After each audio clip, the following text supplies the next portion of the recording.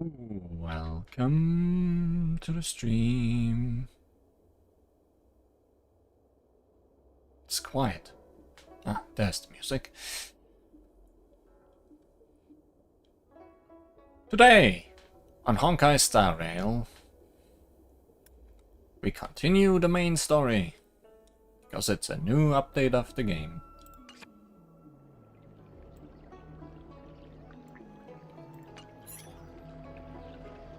Head to the seat of Divine Foresight to ask about the situation. Obsequies performed, a long road ahead, says the quest. Karmic clouds faded, war banners folded. After the end of the grand battle against Fantilia, Fu Xuan called her star skiffs and sent everyone back to the exalting sanctum. However, all of you still struggle to see the full picture behind the rise of the ambrosial arbor and the details concerning your time spent on the Xianzhou. Therefore, you all head to the seat of Divine Foresight to ask for answers. Let's get some answers. That tree remained dead for thousands of years. And I figured now's a good time to come back to life? Yeah, we had three and there's 3 schedules.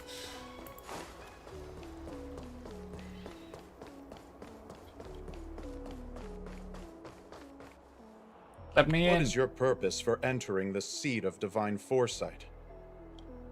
I wanna enter. That is my reason.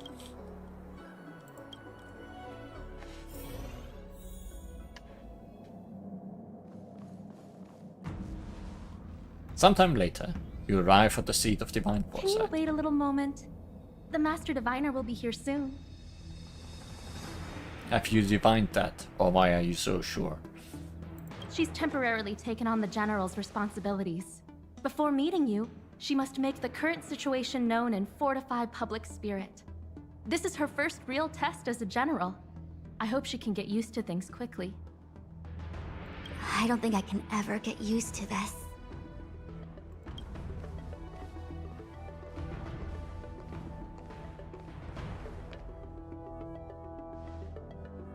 It's a pleasure to see you all here today.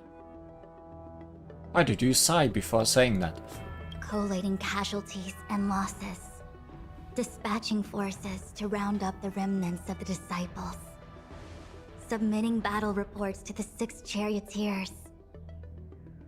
Now I know what Jing Yuan meant when he said, "The highest throne faces the strongest wins." Ah, I see. You are overworked.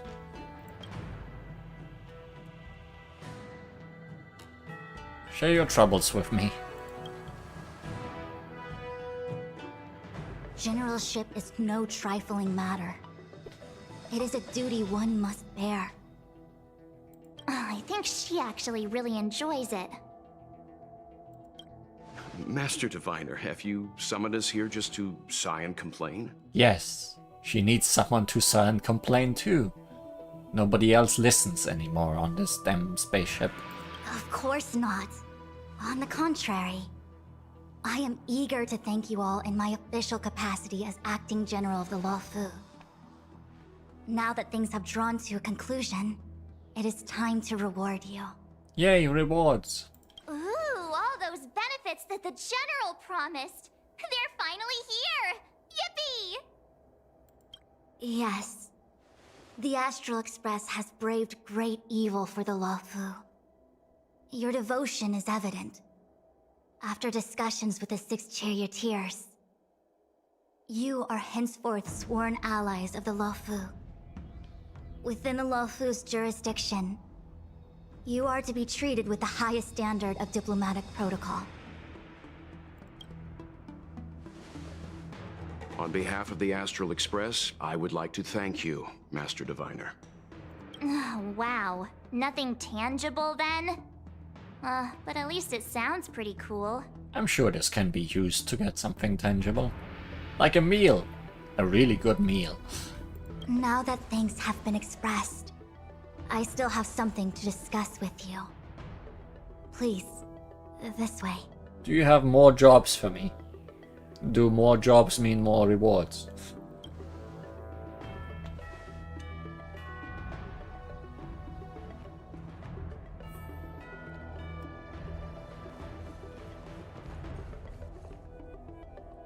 Do you want me to sort your scrolls? Seriously? Thanking us like that and then immediately sending us on another mission? It's not a mission. The Stellaron Crisis, the Disciples of Sanctus Medicus Rebellion, the Arbor's resurrection. Not to mention the Antimatter Legion infiltrating the Luofu. All of these incidents need reporting at the highest level for investigation. So... you want me to fill out some forms? It's just that, having been in the middle of everything, I'm struggling to keep an accurate perspective. I would appreciate if you could go through it all with me, so that I can reacquaint myself with the finer detail. So, where should we begin? I guess we're just gonna talk. Let's discuss Fantilia first. It appears that Fantilia was the mastermind behind it all. The Xianzhou warred with the Antimatter Legion in the past, and ever since we have kept a watchful eye on their movements. Big lady. Few could have foreseen the insidious tactics employed in the execution of their assaults. The Lord Ravager slithered in unnoticed, clandestinely plotting and machinating, and surreptitiously bestowed a Stellaron upon the disciples of Sanctus Medicus. This heinous act instigated an uprising aimed at luring the Luofu into a perilous trap of self-destruction. The present danger posed by the Legion clearly demands a re-evaluation. We should proceed cautiously. About the disciples of Sanctus Medicus. When the ambrosial arbor was severed by the Rainbow Arbiter thousands of years ago, the abundance became a taboo. Those within the Alchemy Commission, the original masters of the so-called Way of Immortality, were ruined at a stroke. The Commission became a shadow of its former self. Presumably, from that moment on, the seeds of discord for the disciples of Sanctus Medicus had already been planted. Some of them were willing to work with the enemy, acquiring a Stellaron from the Antimatter Legion to try and revive the abundance. They succeeded all right. But why would Fantilia's objective to be to realize their wishes? Those traitors gained nothing. They betrayed the Xianzhou only to become sacrificial offerings in the Lord Ravager's grand scheme. Let's not forget that someone's neck was awfully broken apart. Wonder if she's still around somewhere, maybe. Let's discuss the Stellaron Hunters. The Stellaron Hunters. We know just as little. But in the Matrix of Prescience, I saw a prophecy that Kafka received from Destiny's slave. Elio foresaw all manner of possibilities for the Luofu. So he doesn't just see one path, then. Based on what Kafka knows, and despite everything being under the control of Elio, that prophecy is indeed the most beneficial future for the Luofu. The Stellaron Hunters walked right into our trap, and even gifted allies, in the form of yourselves, to the Xianzhou. That might sound self-interested, but I hope the feeling is mutual. Now that the future has come true, the Xianzhou has discovered the Legion's intentions, and with everyone's help, has imposed a crushing defeat on Fantilia. I think we already have the gist. That we may. But as logical as things might seem, there are still many details about which we're uncertain. For example, how was the Stellaron brought onto the Xianzhou? And who sent it onto Scale Gorge Waterscape? How many disciples of Sanctus Medicus still remain at large? All of this is a mystery. Thus far, we've done our best. I'm submitting my report to the Alliance, and I've already got a plan in mind. All of you will feature in the report. But for the sake of Jingyuan, anything related to Xianzhou internal affairs will have names redacted. I hope you can forgive me. I was about to make the same request, Master Diviner. Since the Arbor's resurrection, I'm sure the Alliance will be poring over every detail of the report. I fear that if the Astral Express gets dragged into matters, leaving will not be an easy task. Jingyuan has committed quite a few violations this time around, and I'll have to deal with them one by one. Cloud Knight generals are all such a hassle. Before you leave, please make time to recuperate. If there's anywhere you'd like to visit, feel free to take a look. I must attend to some Cloud Knight matters. Farewell for now. Oh, if you pass through Starskiff Haven, I have something that I hope you can give to Yukong. Miss Ting Yun left behind. It was all so chaotic. When Phantilia took form, it was as if Ting Yun vanished into thin air. The Cloud Knights were only able to find her fan. She took it with her everywhere.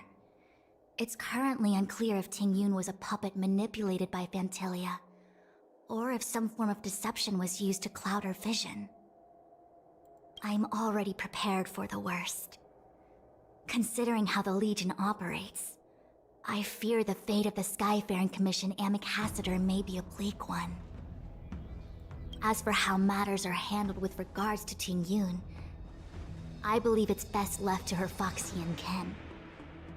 I have informed the Skyfaring Commission of the events which took place, and I think it would be best if you were the one to deliver this item to Yukong. I understand. Leave it with us. Thank you, Mr. Yang. Now, let me take a look at my remaining duties for the day. It's quite the list. It's getting late. If you need me, I'll be in the Divination Commission Conclave Hall.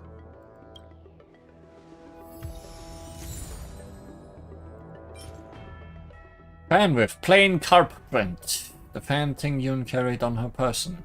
It used to be a pair, but one had gone missing.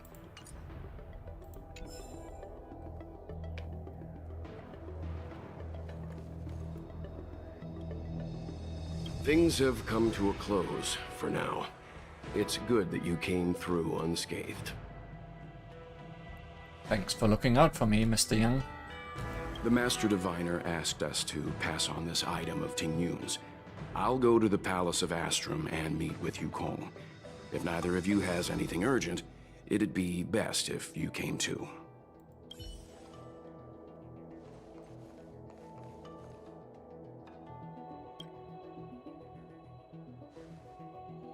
Oh, well, we had a lot of stumbles along the way, but we still managed to kick butt and save the Law Fu without breaking a sweat. Feels kinda surreal. Maybe this was all fate. You don't sound very happy. It may seem like the Stellaron Hunters are controlling everything, but we create our own future. No matter how powerful they are, they can't make a future that doesn't exist come true. Since showing up, we've saved a lot of people and averted disaster for the whole Xianzhou. Who cares whether someone or something was directing it? Be happy. What are your plans from now? Actually, I was wondering if Diviner Fu could do me a favor. The Matrix of Prescience has amazing powers and can iterate and reiterate Kafka's past. So it got me thinking, if I turned the Matrix on me, could it calculate my past? Oh, that's pretty smart. Yup. When you're free, let's head over to the Divination Commission together and ask them for a favor. That would be a tangible reward.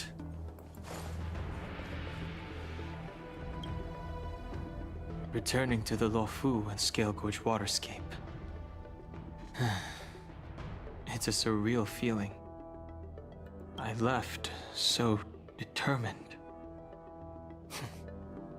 Who would have thought that circumstances would draw me back once more? How long do you plan on staying here? I'll be gone very soon.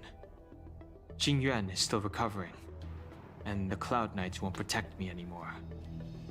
It remains to be seen how the 6 charioteers will react to my presence.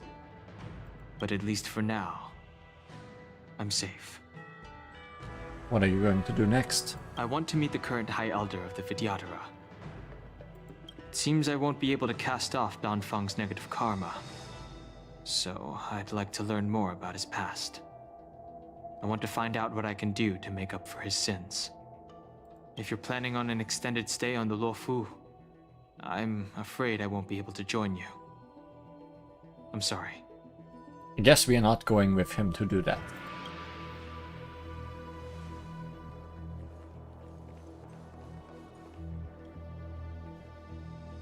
Any other optional people? Considering option is still there, but I'm assuming not.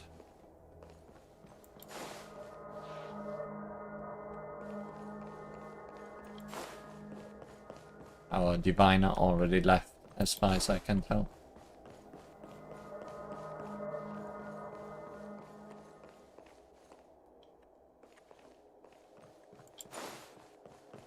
Well, here's hoping the Matrix is accurate, and that Diviner Fu won't decline our request. How am I gonna break this to Madame Yukong? Maybe she's already heard the news. He has very big ears. She might very well have heard.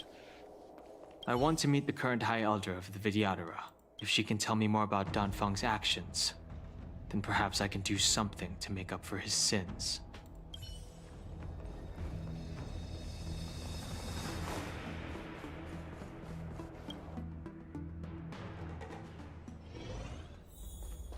Head to the Palace of Astrum. Avoid the thing in front of it, if possible. If there's nothing pressing, let's take a walk. I can see you, Never dog. attended the memorial, and I don't Can know very much see you.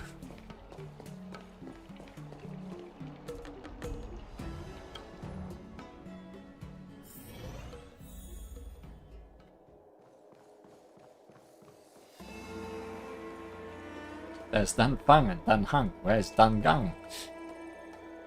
Well, I have to find him. It's gotta be between them. Always the same distance from both of them. What's making the shiny noise? Right. Hello, miss. I'm standing right here. How dare you? Oh, you're the guy whose stuff on the table we touched last time. So I'm assuming this treasure chest was not here last time. This is the Palace of Astrum, the private hub for the Skyfaring Commission, where important affairs are handled. You can't just muck about here like that. Hang on, what are you doing back here? Didn't I warn you last time not to mess around with official documents? This is part of the Way of Trailblaze. Way of Trailblaze. That makes sense. I heard the Express is running around in the cosmos again, so you're one of the nameless then. I know exactly what people like you are up to.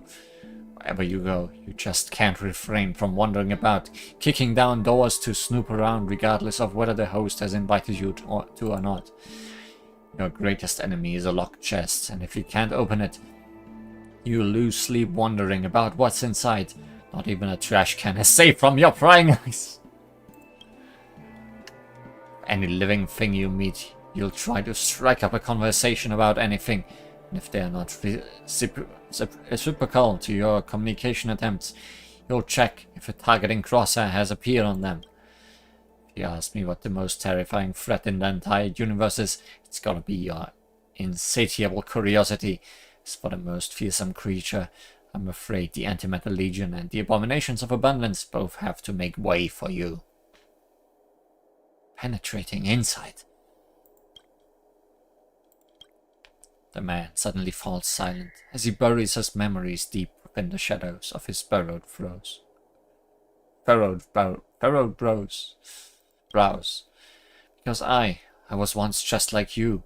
I was once a nameless. Akivili may have faded away, but the legend still lives on.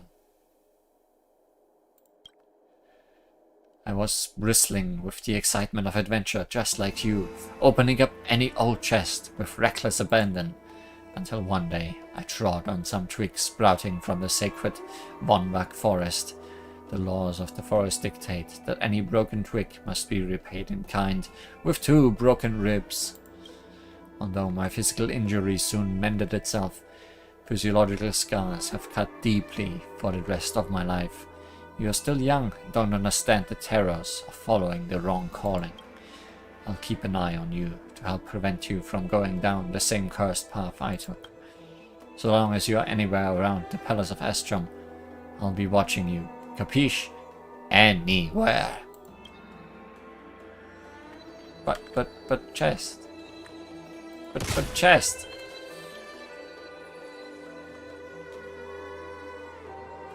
Rude. I see. Please extend my regards to the 10 lords. I will. Our condolences, Hellmaster. Oh hey, you're the one that was with the other group. You have guests. I shall take my leave.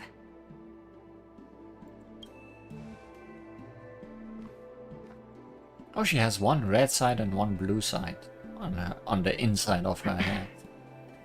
On behalf of the Skyfaring Commission, I would like to thank the crew of the Express for saving the Law Fu from the Stellaron crisis. At least it just looked like that.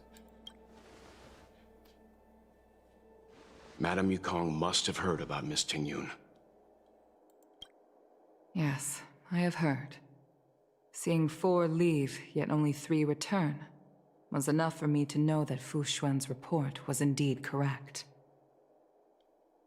Miss Tingyun left this behind.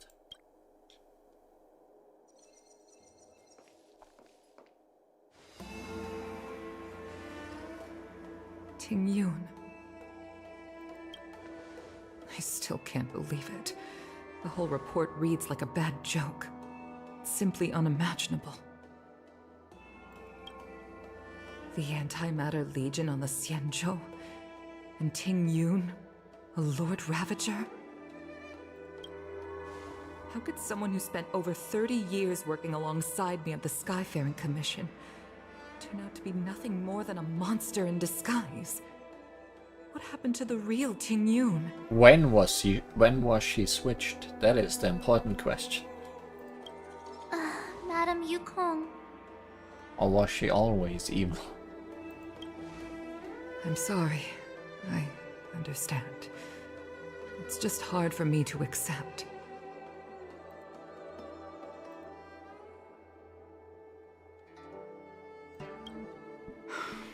Thank you for bringing Tingyun's belongings back to the Palace of Astrum. The Stellaron crisis has cost us too many comrades.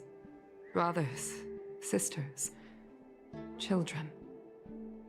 I'd like to invite all of you, as witnesses to this war, to a soul-soothing ceremony hosted by the Skyfaring Commission. Will you consider? A soul-soothing ceremony? To put it into short life terms, a funeral. You see, for long-life species of the Xianzhou, death has always been a distant, mystical concept. Has nobody been killed here before? Ordinarily, the Ten Lords Commission guides people to the Hall of Karma before any symptoms of Mara are detected. There, they leave behind their lives and wait for their time to come. People are used to a short farewell, as opposed to a tedious burial process. Given our limited lifespans, the only ones who place value on ceremony are us Foxians. Countless Cloud Knights lost their lives or became Mara-struck during the crisis. The Hall of Karma couldn't take them all in. and so they passed away. All of these sudden deaths and unfulfilled wishes remind us that long-life species still live out insignificant and limited lives. By combining Skyfaring Commission technology with Foxian ceremony, we honor those who have passed on. We place items of the dead onto star skiffs and send them out to sail between the stars, to shine brightly among them. It's not just to comfort the dead, those souls who can never talk with us again, but also to comfort their surviving relatives, close friends, and indeed all residents of the Xianzhou. It's also my way of saying farewell to Ting Yun. I know, I'm selfish. She may not have died a Cloud Knight, but she's still one of us here at the Skyfaring Commission. A victim caught up in a wider conflict. I'd like to hold this ceremony as a way of distancing the memory of Ting Yun from the Lord Ravager who tarnished her identity. I can still hardly believe it. I'll use my own methods to locate Ting Yun's whereabouts, but at present, This is the least I can do for her. I'd like to ask you all to witness this event with me. How can we help? I've instructed Yan Ming to sort through Ting Yun's belongings. I hope you can pick some out to place around the star skiff. Leave this to us. We'll take care of it as per your wishes, Madame Yukong. Once again, my thanks to all of you. I've asked the judges of the Ten Lords Commission to ratify this soul-soothing ceremony, and have commissioned a special skiff at Stargazer Navalia for the ceremony. If you need anything, that's where I'll be.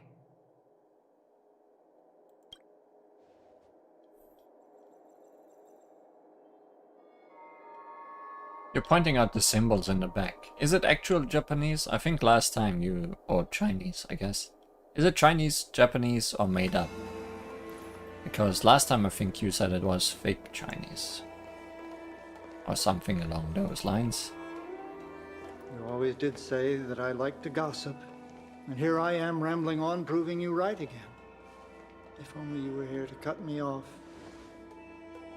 Not real, but really, really close. I'd believe that. Or you could just cut yourself off.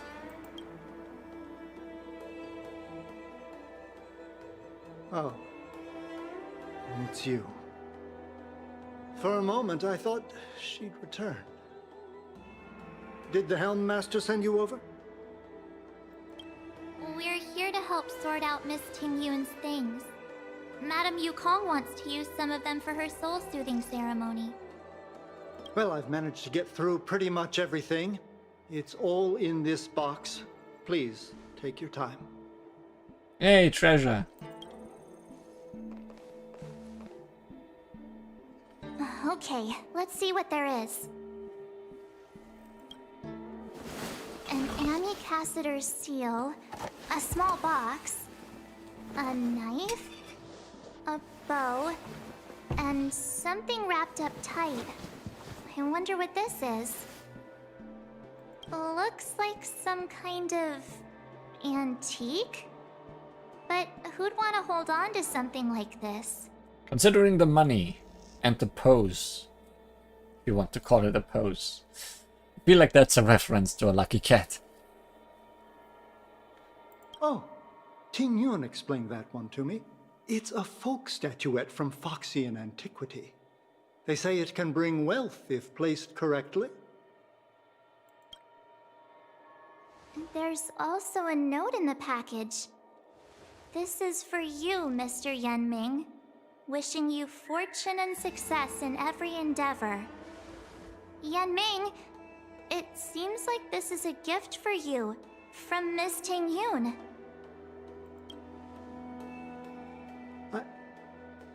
I remember asking her for one at the time.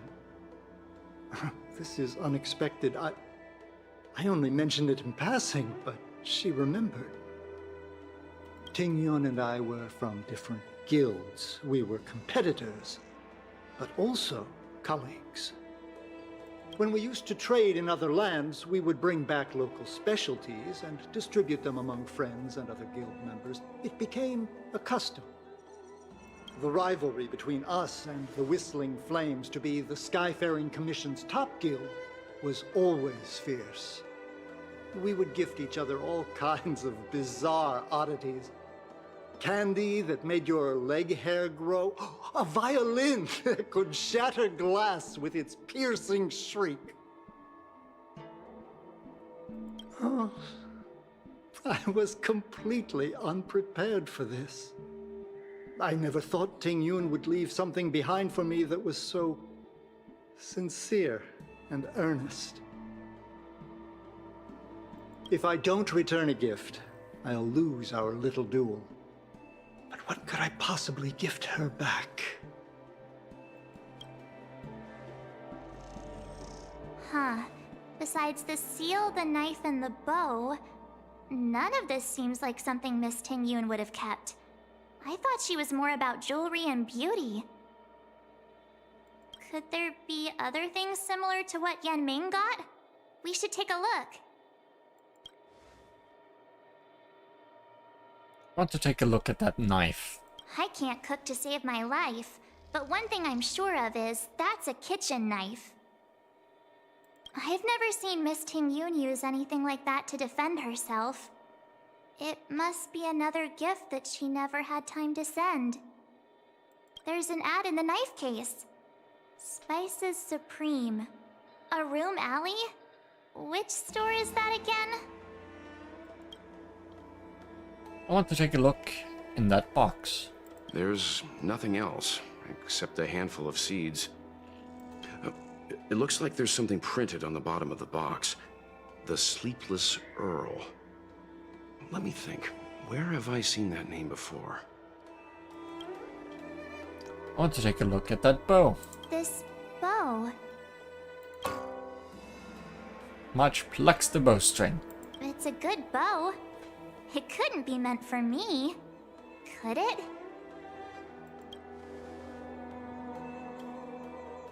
I'm sure you weren't the only archer she knew.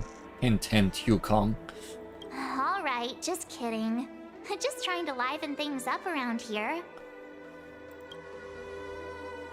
We should get going. Do you know where we're supposed to take these things? They certainly mostly have names attached to them. We got stuff. The Mikazada's seal. The minuscule jade stamp worn by Mikazadas of the Skyfaring Commission. Small chest sent to the Sleepless Earl. Small chest that stores plant seeds. The crest for the Sleepless Earl is stamped on the lid. Kitchen knife sent to Spices Supreme. A sharp kitchen knife wrapped in soft silk. It also contains an advertisement hiring workers for Spices Supreme. An archery set gifted for someone unknown. An archery set with supreme balance. Surprisingly, it seems to have been completely handcrafted. No Shianso technology was used to create it, and the arrows can't track enemies or automatically make turns.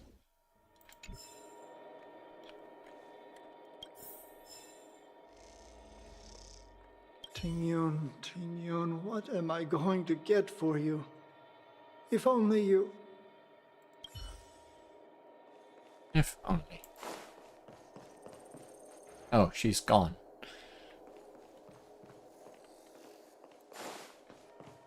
I want to gift the bow. Speaking of people that are gone. People are gone, but the chest is still... Or the sound for the chest is still here. And also the place where it is supposed to be is unwalkable. Mind if I collect all your stuff though?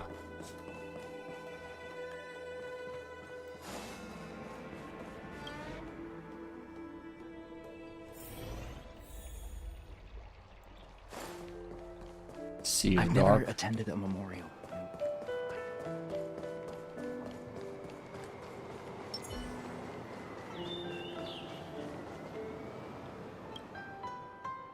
Just a few seconds ago, a Shion-So man was peering at the screen and sliding his finger around on it.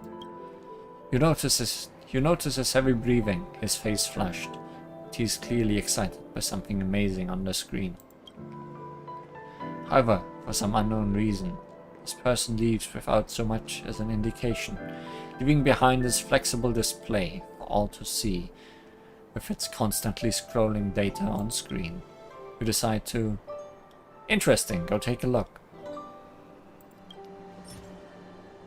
Hehe. Finally, something to use this on. You notice a line of large characters at the top, glowing with a cool sparkly font. Retired Cloud Knight for late night romance. Your exclusive hotline, that only the hardest armor ignite your passion. You have absolutely no idea how Cloud Knight's armor could be used as an ignition device, but thinking back to the Shion-So man who stopped here and his facial expression, you decide... Strange. Let's take another look. The aesthetic and pastimes here are simply bizarre and leave you gobsmacked. While amazed, you decisively tap it open and take a look. Your curiosity guides you to explore the most secret and profound of authentic local customs. Just as your fingertips touch the flexible display, a flood of colors and sounds spurts out of page on the display. Several foxy young girls wearing heavy armor and holding serpent spears appear on screen. Their look is staunch, and they quietly mutter, "Each night, your queen leads her army. We fight through a new zone for epic loot and pay out in Stralis immediately. With me, sisters!" Just seeing this unique Shion-So advert, you decide to check it out. You're sure you've hit the right thing, but several pop-up pages that run counter to your thoughts start showing up on the flexible display. Does he finally acknowledge his wrongs? Miss, bad news. The young master ran away by hiding inside a cargo container in Cloudfort. We have methods of deduction at the Divination Commission. I wonder where he can possibly go.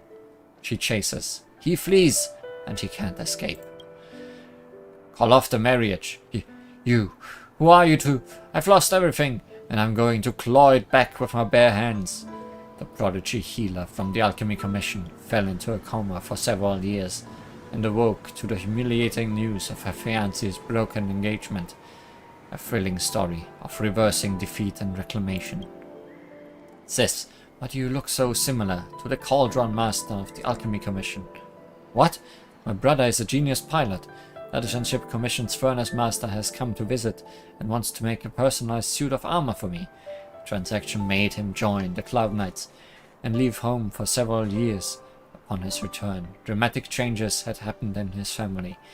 Even his seemingly frail fiancée is a big shot. It seems like it's a very popular Shion-So story, but judging by the content, you wonder what kind of people would actually read this thing. You decide... Let's see. You were about to press the button where a reprimanding voice caught your attention. Oi!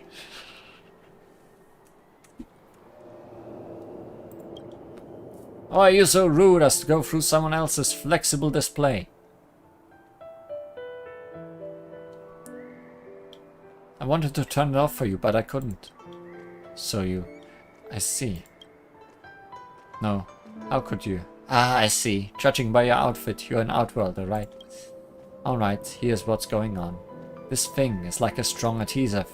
Whatever you do, don't touch it. Otherwise, this spam news will just keep growing. I just realized that I forgot to take back my flexible display, so I came back to do that. I have to take this thing in to get it fixed, or throw it out otherwise, so as not to contaminate anyone else's vision. Throw it out? I thought you were watching it. Hold on, wait. What kind of person do you take me for? It's my fault. I lent it to the neighbor Foxy and Kid to play with. When I came back, it was stuffed full of this junk. I can't wipe any of it. And if I try, more of them would just pop up. Why isn't the Realm Keeping Commission looking into who's behind this rotten business? I told them this is going to bring shame to the whole Shianzhou in front of Outworlders. This kind of indecency is really... Don't stare at me, I have to get back. Chat later. That most certainly happened. Someone's having a fun walk.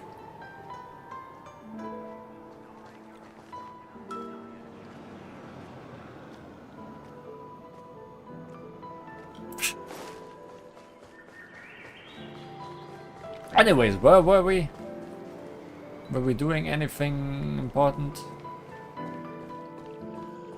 The Sleepless Earl. Was that the name of that tea house at the port when we first got into town? Welcome to the Sleepless Earl. I'm the owner here. The name's Ming Ming. How many of you are there? Which tea would you like today? We're here on a gift-giving errand for Miss Tingyun. Oh! This is the tea Miss Tingyun promised to get for me. She really went to another world for me. She's incredible. You were right. It did sound like tea. When I took over this tea house from my parents, I thought I'd shake things up by creating a new tea product. Famous brews like Whale Tide Spring or Vegetations in the Alchemy Cauldron have been around for millennia, and imported mixed teas have also found a niche. Introducing a new product into the industry is really hard. Miss Tingyun came to the tea house one day and heard about my troubles. She said she could find me a brand new strain during her travels. One that nobody on the Xianzhou had ever tasted. I just thought she was trying to cheer me up. I never thought she'd actually do it. Where is Miss Tingyun today? Oh, if only we knew. I'm afraid Miss Tingyun is...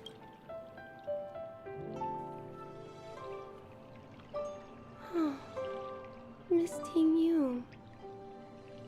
We found this box of seeds among her belongings. I'm sure Miss Tingyun would have liked for you to have it. Thank you. All of you. I think I should give something to Tingyun in return.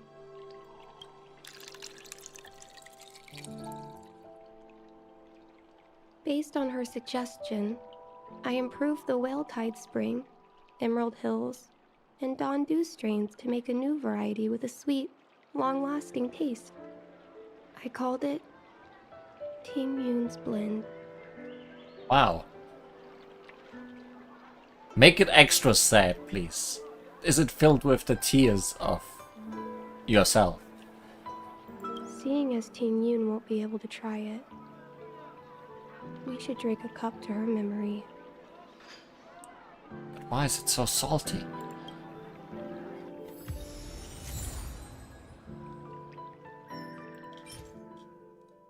New tea, Tingyun's Blend. Upon use, immediately heals one target ally by 36% of the ally's max HP plus 460 extra HP. A new tea variant. A tea variety brewed using the improved Whale Tide Spring, Emerald Hills, and Dawn Dew strains. The sweet, long-lasting taste, twirling about inside your mouth like clouds. I'm sorry you won't be able to try this tea, Miss Tingyun. Ooh boy.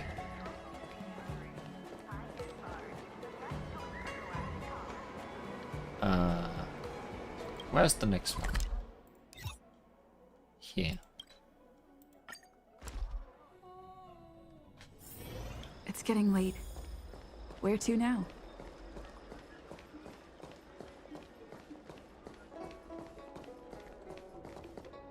Oh. The Lafu is famous for its mung bean soda. You've got to give it a try. Oh, how's it going? Did you take some time off? See any more of the Cienjo? Have you heard of Spices Supreme? Isn't that the place on Aurum Alley over in Exalting Sanctum? All the foodies go there. What about it? Planning on treating me to a feast? Go on. It's the main commercial street in the Exalting Sanctum, although it's a lot quieter since the whole Stellaron crisis thing. Tourists fresh off the Starskiff always head to Starwatcher Avenue in Starskiff Haven.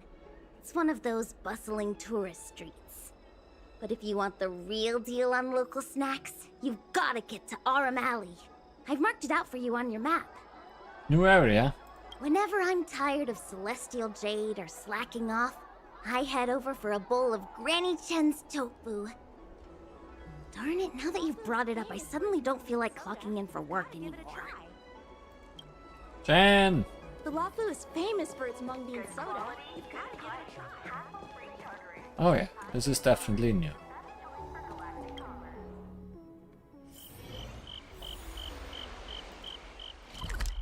Is it? Is it new? Yeah, it is new. That teleport point is not activated yet.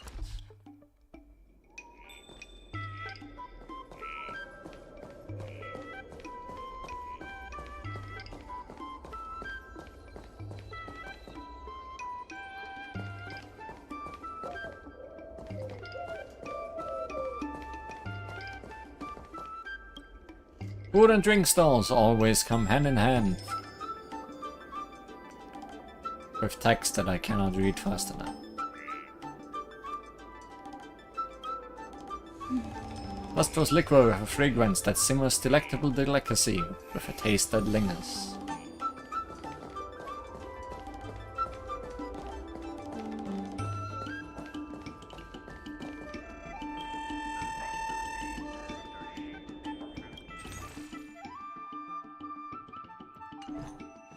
All these machines have the same things.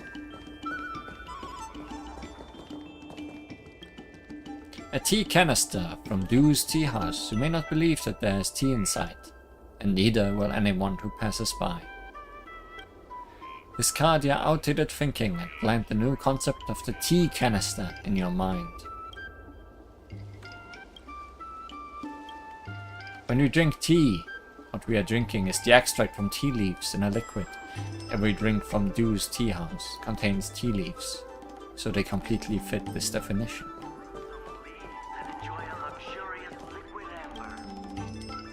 In other words, the flaming potent tea from Dew's tea house is a completely cutting-edge type of tea.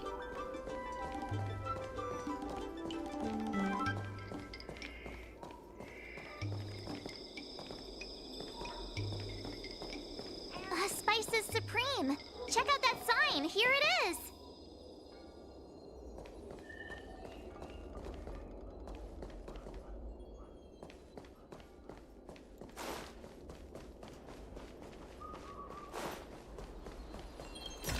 Nobody's stopping me from opening this one.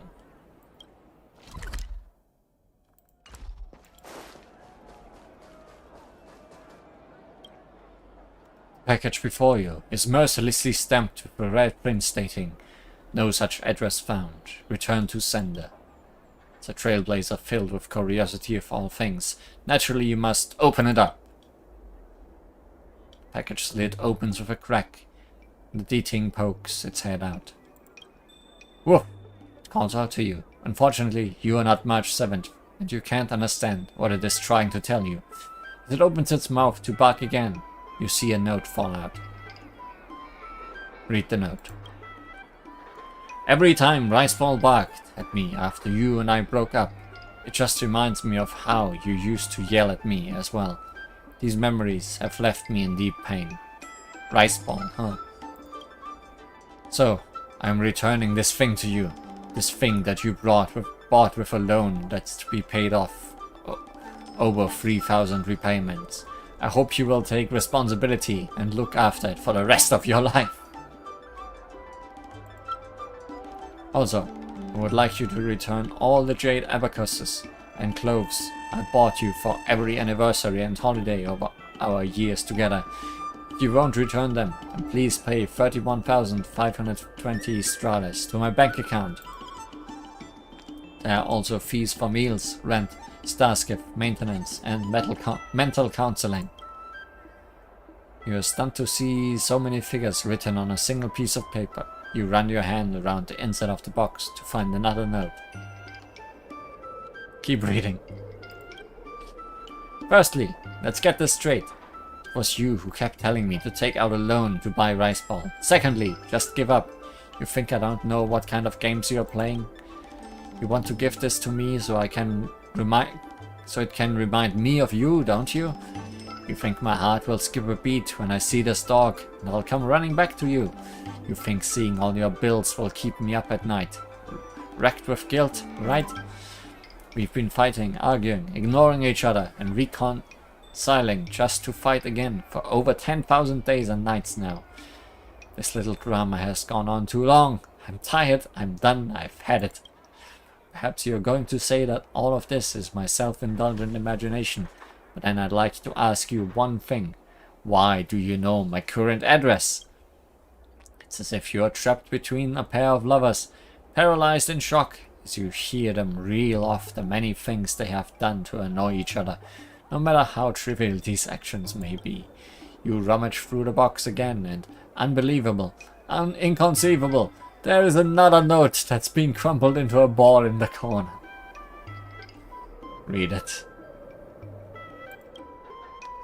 Wow, you're really that into such petty gossip. This lost third note is actually not another list of heartbroken accusations, it is a dating warranty card. Sorry, I know you're disappointed. Artistry hardware can repair dating, but will never be able to repair a broken relationship. Either way, in your spirited quest for knowledge, you've lost some precious few minutes of your life to learn a vivid lesson in intimate relationships. You decide to send the little dog over to the Realm Keeping Commission. They will find a fitting home for this dating. Hey, we got our Praise of High Morals back.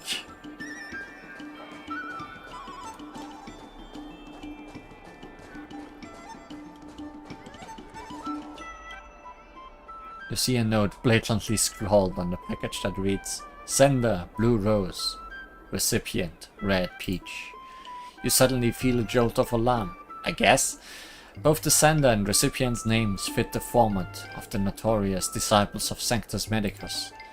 So, as an old friend of the people of the Shianso, what are you supposed to do when faced with such a dangerous package?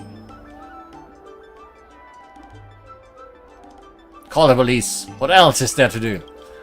You inform the Realm Keeping Commission, and they take this report seriously. The Realm Keeping Commission instructs you to stay away from the package, and that they will send someone to deal with it immediately. It seems you have nipped another big case in the bud. The Realm Keeping Commission didn't give me any rewards. The Realm Keeping Commission would never overlook you like that. You soon receive a reward for reporting the case. Good people will always get rewarded. All is well in this world. Yay.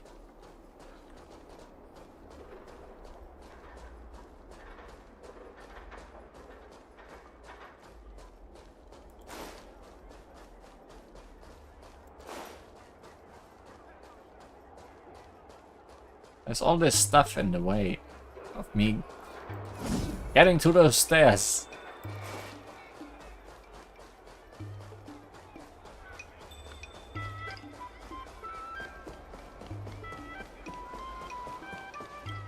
Oh my.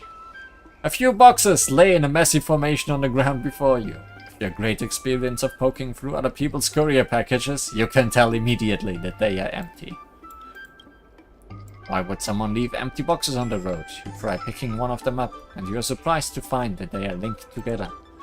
In other words, they are not just a few empty boxes. They are a strangely shaped empty box. At this moment you notice a line of elegant calligraphy written underneath the boxes. Biennial Exhibition of Contemporary Lawful Art. Delivery Dragon. So, this is an art installation That was close. You could have made a huge mess. Maybe you should get out of here.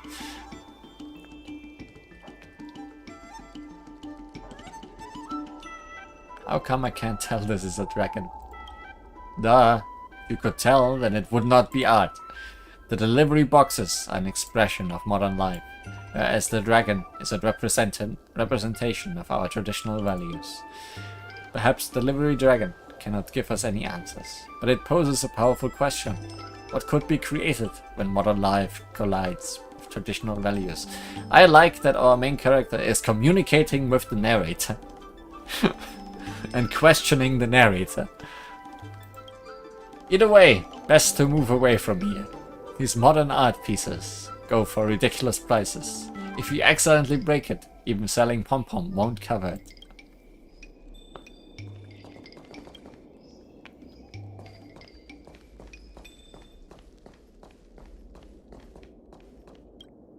No physical item can match the Shianzhou people's lifespan.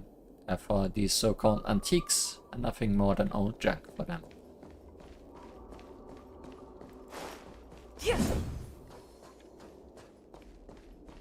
Chest.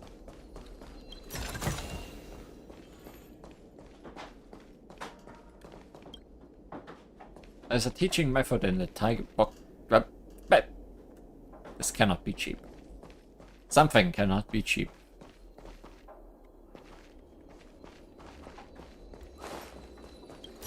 I'm glad boxes are so loud.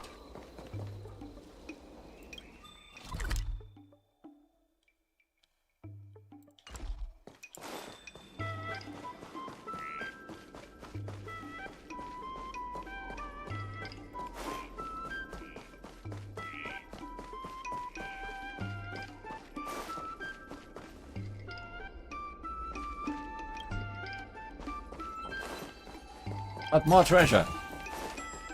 So much treasure. Boxes! Packages! There are 3 delivery boxes piled up in the corner. If you are a good person, you decide to take a look at where they are from and where they are going.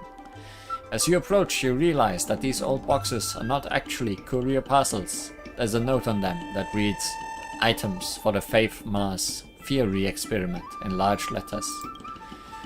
You vaguely remember the concept of the Faith Mass Theory. You believe it was Dan Hang who taught you about it. Put simply, it states that items filled with the reverence and faith of humanity will subconsciously feel heavier. Many scholars believe that this is not only a physiological effect, but actually evidence that the mind can influence the physical world. This research is currently an extremely popular scientific discipline, and scholars in this area receive generous grants year after year. The 3 boxes in front of you read, "Iron block 1 kilo, iron block 1 kilo, and Rainbow's relic 1 kilo. According to the Faith Mass Theory, even if the 3 items had the same mass, Shianzhou citizens would perceive the Rainbow's relic to be significantly heavier." Really? Let me try. Pick up the 3 boxes in turn, comparing their weight. The box with Rainbow Relic written on it is far heavier than expected. That's much larger weight difference than you anticipated from deviations caused by subjective perception. If the signs on the crates are correct, the 3 items should all weigh 1 kilo each. Perhaps it really is faith that caused the relics to have a heavier weight. Maybe the sign is wrong. Have a look inside the boxes. You open the 2 boxes with iron block 1 kilo written on them. Inside each you find a regular iron block. Then you open the box marked with Rainbow Relic 1 kilo. You find that the box is completely empty, except for a single note. "I knew that people will grow curious and open this box to check. This box is completely empty, but is still heavier than the boxes with iron blocks. Why is that? Because the box is made of iron. This is because people believe that this box contains a Rainbow's relic. Faith has weight. I hope that this experiment serves to dispel any doubt and that you will accept our theory that the activities of our souls and minds can affect the world around us on a large scale. There must be something else in this box. Use one! You just cannot bring yourself to accept the phenomenon in front of you. You throw caution to the wind and whack the empty box hard with your bat. Right beside these two people talking. With a great twang, your bat strikes a hard object and rattles your hand painfully. You pick up the box and tear back the paper covering the area you struck. You find a thin, heavy metal plate underneath the paper. Science! It seems that this faith mass theory is indeed a popular scientific discipline. People must have used it to earn many a large grant.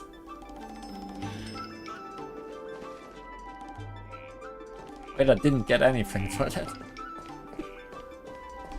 Except knowledge.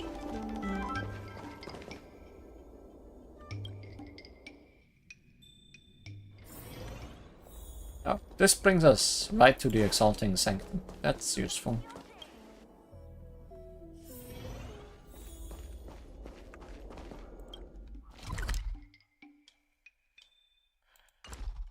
Is there anything in this little alleyway?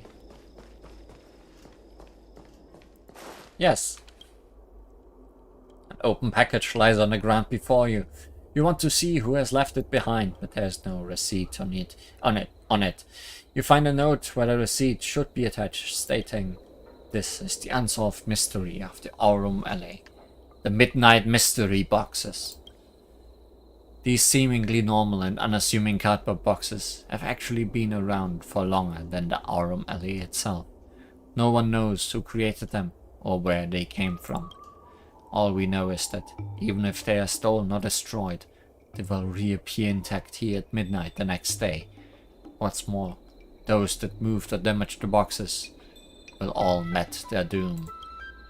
To people's shock, they realized that if they placed gold, silver, jewelry, or other precious items inside the boxes, their future lives will be blessed and full of good luck. Whereas those who attempt to poach the treasures inside the boxes will, without exception, meet their doom. You look inside the boxes again and realize that there are a number of precious items already piled inside.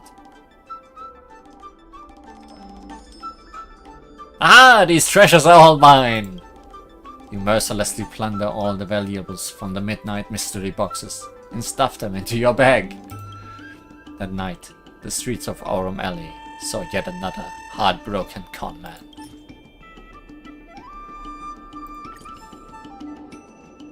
Hey, I got a Jade Abacus unit somehow.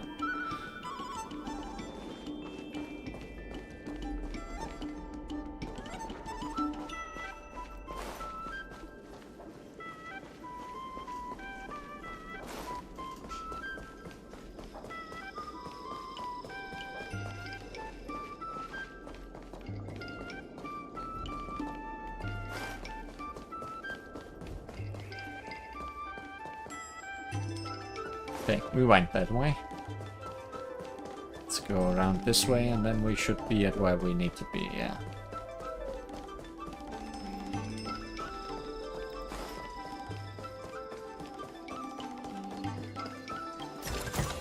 Spice is supreme. Check out that sign. Here it is. March! Almost like you think I forgot why we are here. Also, somehow I missed that chest the first time around.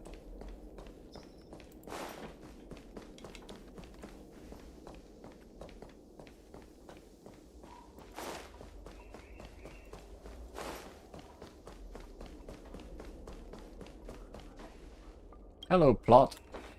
Honored guests, welcome to our humble eatery. What can we get for you today? We're here on a gift-giving errand for Miss Tingyun, who is dead. Something from Miss Tingyun for me? Oh, what a precious person she is.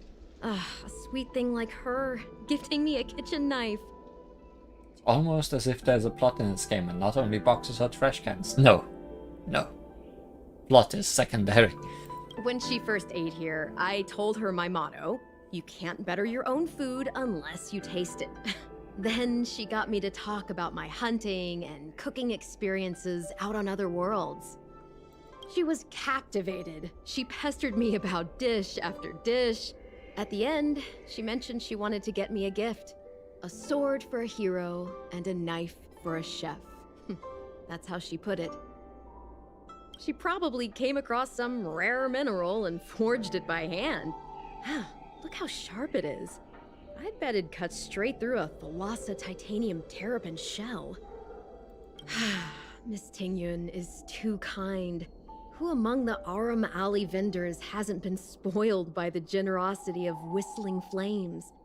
Her grand fare puts small merchants like us in touch with big intergalactic vendors. If we're talking gifts, it's us who should be gifting her something. Oh, I heard the trade port is open again for business. Miss Tingyun must be real busy, right? No, she's actually pretty free right now. This is real, right? I don't feel like lying to any of these people. The monster you mentioned, where did it come from? I wish I could take this knife and cut it to ribbons. Forget it. Matters like these are beyond the control and understanding of a cook like me. Thank you, all of you. Let me prepare a dish for you as a gift from Miss Tingyun.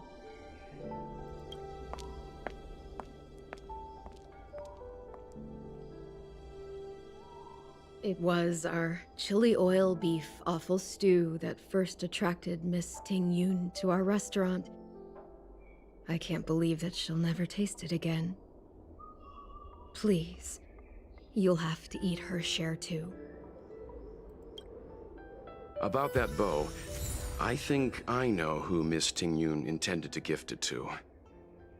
Mr. Yanming said an ambassador will return with a gift for a trusted colleague.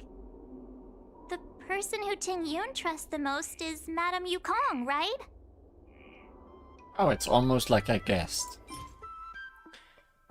Chili oil beef offal stew. When used, instantly recovers 4 technique points for the team. A bowl of fresh, fragrant, boiling and spicy beef offal stew. It's made with yellow boulder beef chunks and offal together with red cloud chili sauce.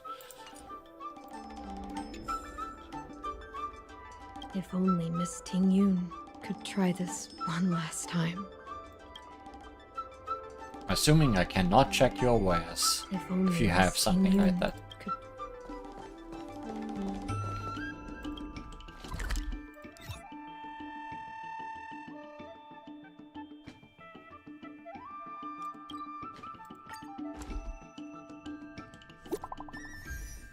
Huh?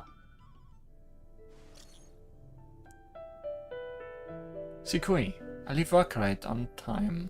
Lee, you don't happen to be at Stargazer Navalia right now, are you? How did you know? You're not stalking me, are you? Sorry, now's not the time for jokes. I saw a Cycrane system that you were on the Cycrane system that you were nearby. There's an important task I need your help with. It's really urgent.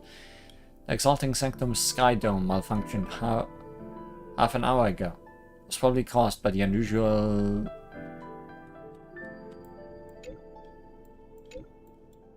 Let me read! Unusual yin-yang phenomena from ambrosial hour's new growth. The technical details are complicated, so I won't elaborate. In short, one district has a serious problem, and it's about to explode. The entire Law Fu has yet to fully recover from all the chaos. There is no one available to handle this emergency. Fortunately, there is an office worker on the Skyfaring Commission who jumped on a starskiff and flew to the Sky Dome to carry out an emergency fix. But that starskiff also broke down during the rescue, probably due to the yin-yang phenomena again, and lost contact over Stargazer Navalia. May have been forced to land or even crashed. I've already informed the Cloud Knights to send reinforcements ASAP. But 1 second can mean the difference between life and death for this kind of thing. Can you folks please go take a look first? You folks? Is there someone else here? Yes, Mr. Yang is also nearby. I've also contacted him. Anyways, try to find a vantage point in Stargazer Navalia and use a side crane to locate the starskiff. I'm counting on you folks. Also, this office worker is a bit special. I implore you both to do everything in your power to save her life. For I have touched the sky.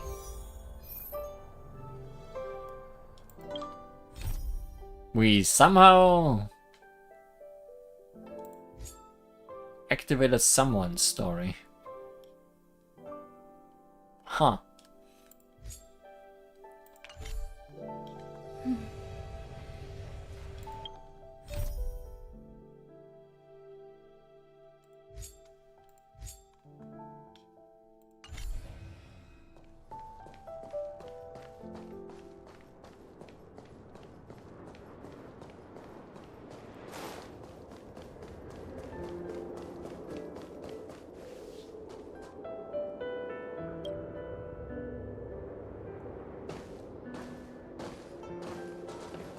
What brings you here?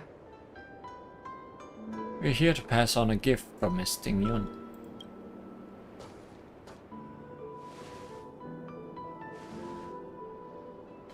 This bow. Did Ting Yun pick it out for me? She understood my pain. It's a shame I can no longer do anything for her. 30 years ago, I fought in a terrible war. My comrade and I set sail together, but only I returned. The scars of that war never truly healed. Still, the Law Fu traced out its arc of recovery and continued to trade.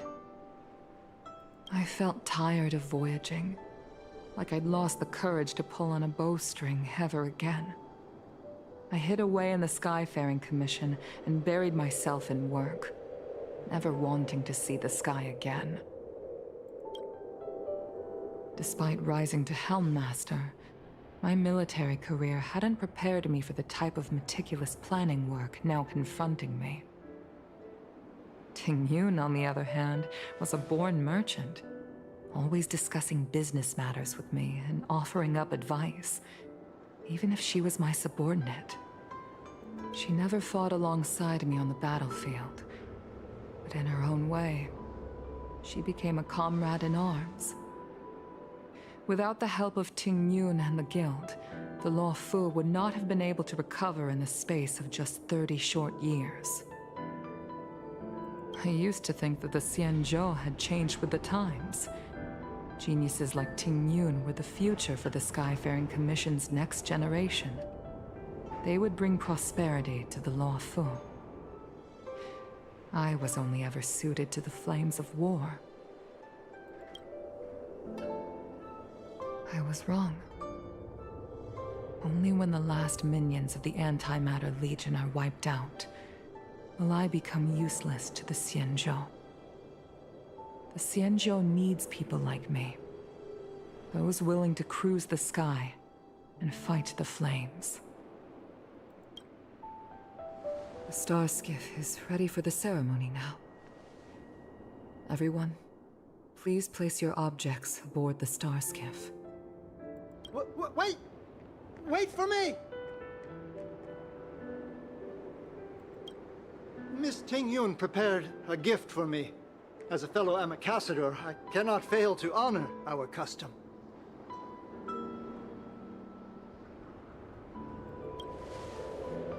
Yan Ming, what is it that you've prepared? I've brought a paper kite. I know it may seem simple compared to the precious items that Ting Yun gifted others in the past, but it has a deeper meaning.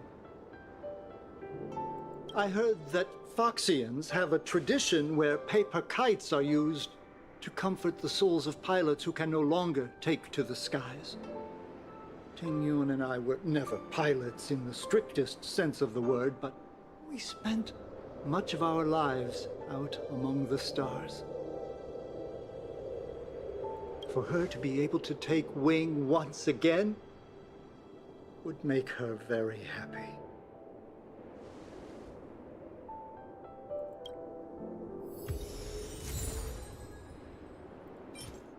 Soul-soothing paper kite. A paper kite commemorating the pilot who can no longer fly.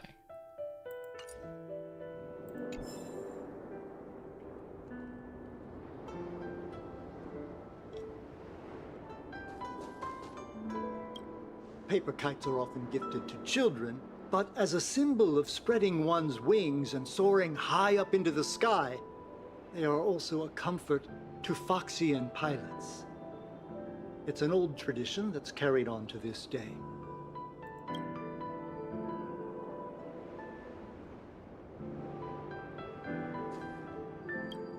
If you're ready, please select a few items to place aboard the starskiff.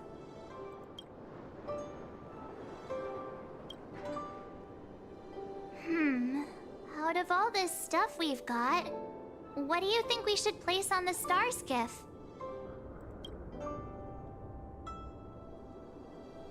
The tea named after her. This is the tea that Meng Ming has made, especially named after you. Her favorite dish. This is a gift from Miss Yensui on behalf of all the restaurants on Arum Alley. You're going to love this. The soul-soothing paper kite. This time, we needn't compete. Go. Fly on to other distant worlds. And the Amicacetous seal. Thank you for everything you've done for the Skyfaring Commission and the Law Fu. This small seal is the foundation of the Xianzhou's prosperity.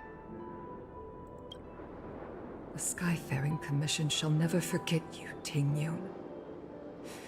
I will seek out the truth, and if it is discovered that you were taken from us, I swear to avenge your unjust end. It is time for the soul-soothing ceremony. Please make your way to Earthrise Agora in Starskiff Haven.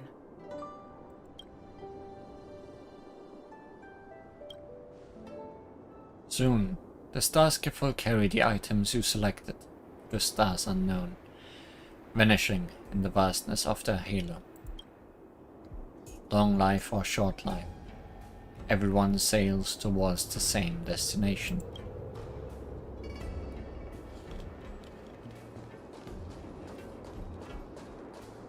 I wonder if there was a way to get different items. Maybe by not telling anyone the truth about what happened to Ting Yun.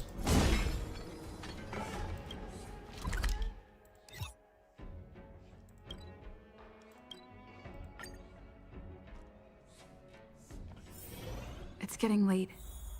Where to now?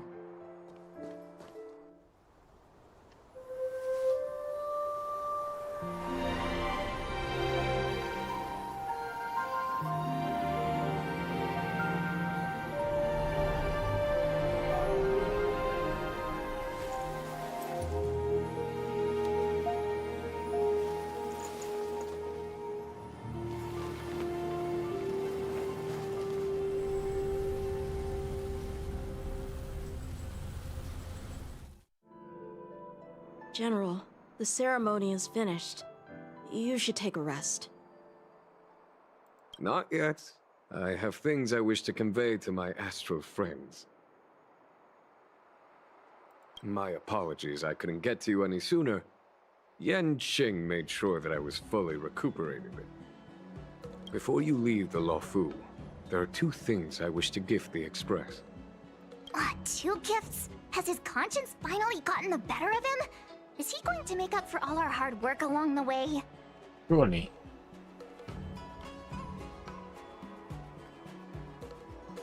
I'd like some free real estate, please. Please. Let us reconvene at the seat of divine foresight. Yeah, I'm fine. Give me the seat of divine foresight, I guess. Anyways, back to sadness. I once held the same ceremony on the Feng Hu, some 30 years or so ago now. Painful memories don't ever fade away with time. I don't want to bear witness to those scenes again.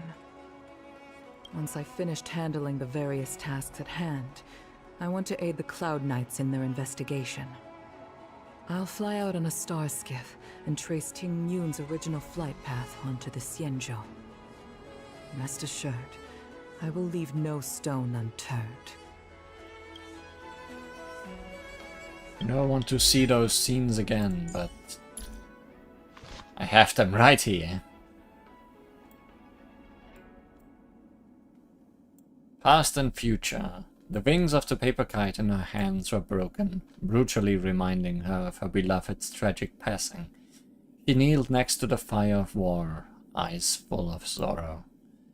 You are the only one left to do this, then our sacrifice would... Gunfire raged on, painting the sky red without dampening its majesty. She looked up at the sky, eyes full of fury. Don't have Ting Yun's cut. Wonder how relevant that one would be.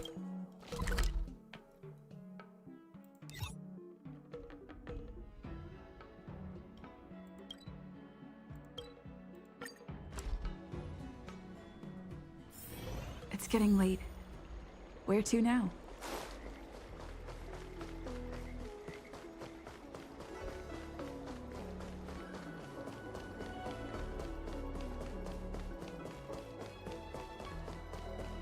Wrong. Keep not coming here the correct way. What is your purpose for entering the seat of... I don't know. I'm here as a guest, I guess.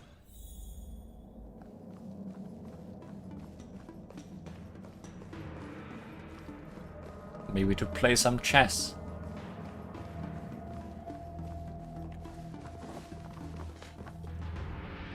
Present company is gathered to reiterate the Xianzhou Luofu's esteemed gratitude for the magnanimous actions of the Nameless. I am sure Lady Fu has given voice to this already, but the Luofu is greatly indebted to you. Therefore, on behalf of the Luofu Cloud Knights, I hereby present you with a Jade Abacus, a symbol of our allied friendship.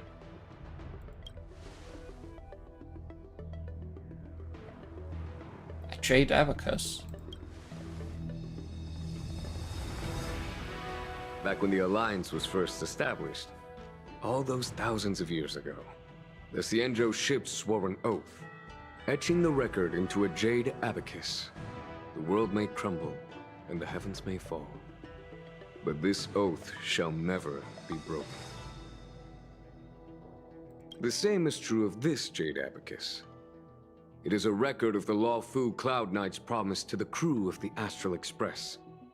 It is also a beacon. Grip it tightly, and it will send a message to the Jade Abacus here, in my hand.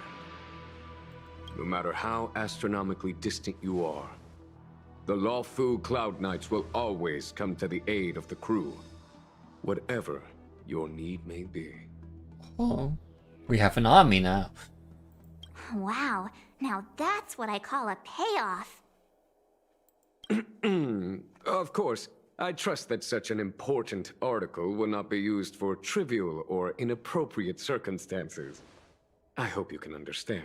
I'm gonna use them for my daily quests. Yep, got it. Say no more. Sure thing. Thank you for your generosity, General. Dan Heng. General. In accordance with the edict of the Ten Lords Commission, I am hereby authorized to relieve your banishment decree. From this day henceforth, you may come and go freely on the Luofu. Nice! Not a complete surprise.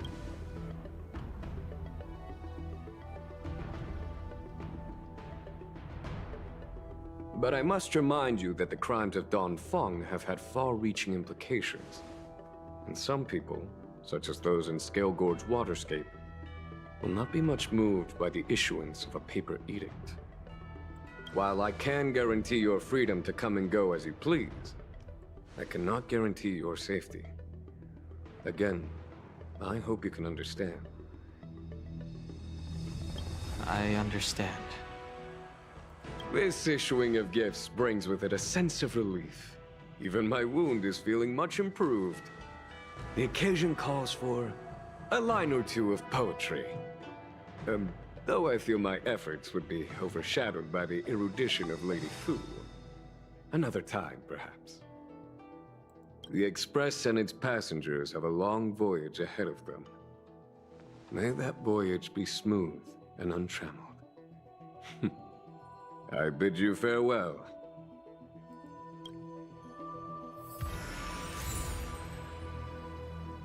Jade Abacus of Allying Oath. 1/2 of the Jade Abacus of Allying Oath, gifted to you by Jing Yuan. Hold on to the Jade Abacus and send out information. The other half will immediately receive it. No matter the distance, the lawful Cloud Knights will surely arrive at your side and carry out your request. This is gonna be important at some point, isn't it?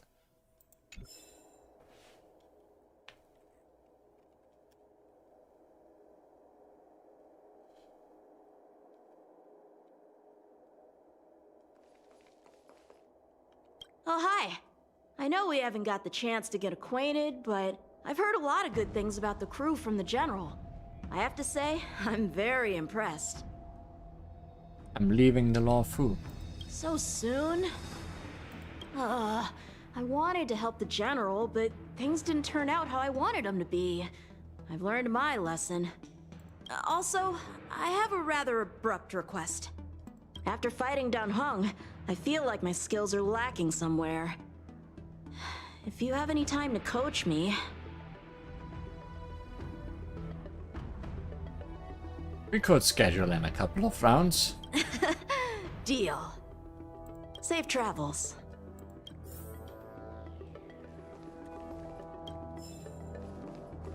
Oh no, I got his diary.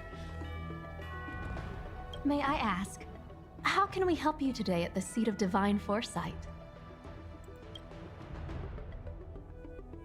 I'd like to learn more about the Seat of Divine Foresight.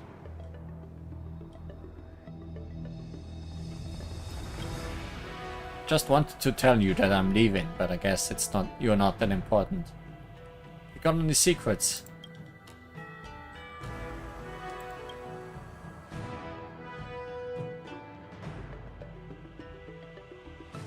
They are all cute here.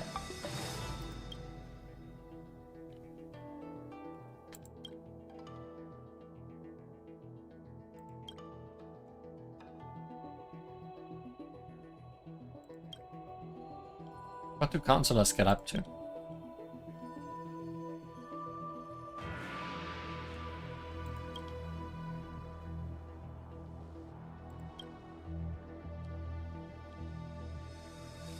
Did you just call Jing Yuan by his first name?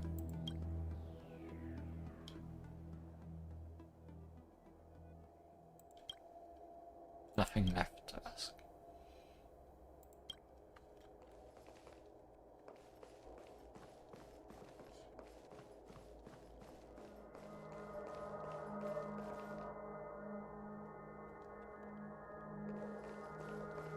Can I leave this place to talk to people?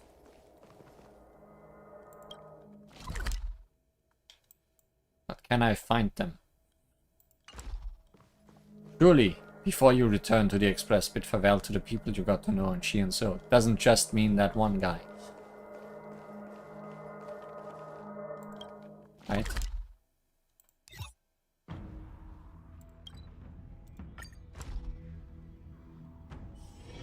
It's getting late. Where to now?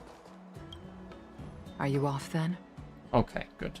I'm leaving the lawful. The Xianzhou Lawfu is all the richer for your brief time with us.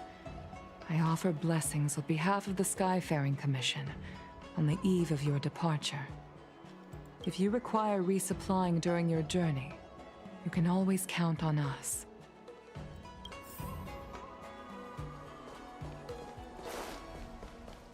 Who else do we know?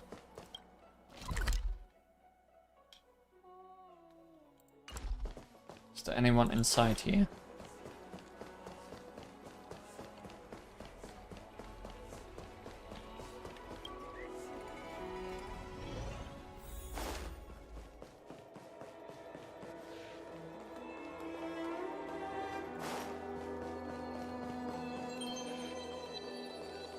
If there's something you don't understand, just come to me.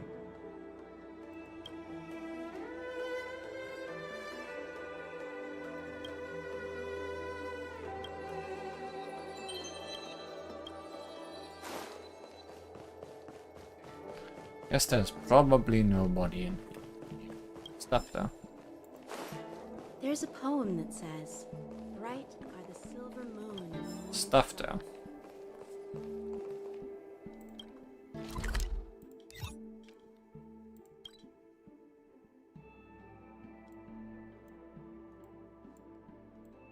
Don't think anybody would be in Cloud Fort.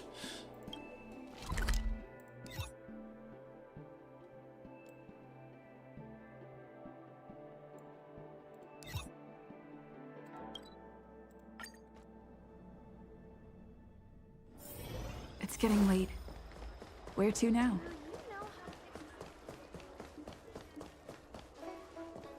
Where would Shinsha be?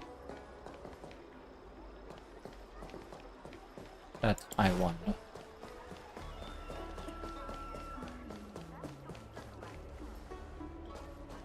It's just random quests strewn all about. Oh hey! Hello! I'm leaving the Law Fu. We didn't really do much together. To start your next journey. That's great! I can't wait to escape the commission again. Oh, make sure you come visit. Next time you're here, we'll put my plan into action. I've got it all figured out. We sneak out, head over to Arm Alley, and pick out on the snacks there.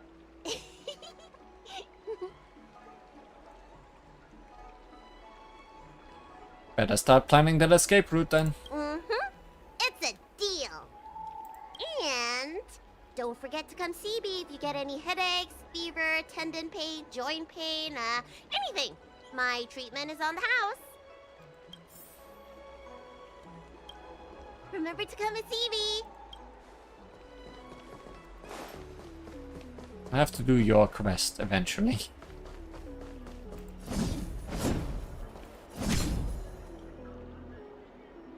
Huh?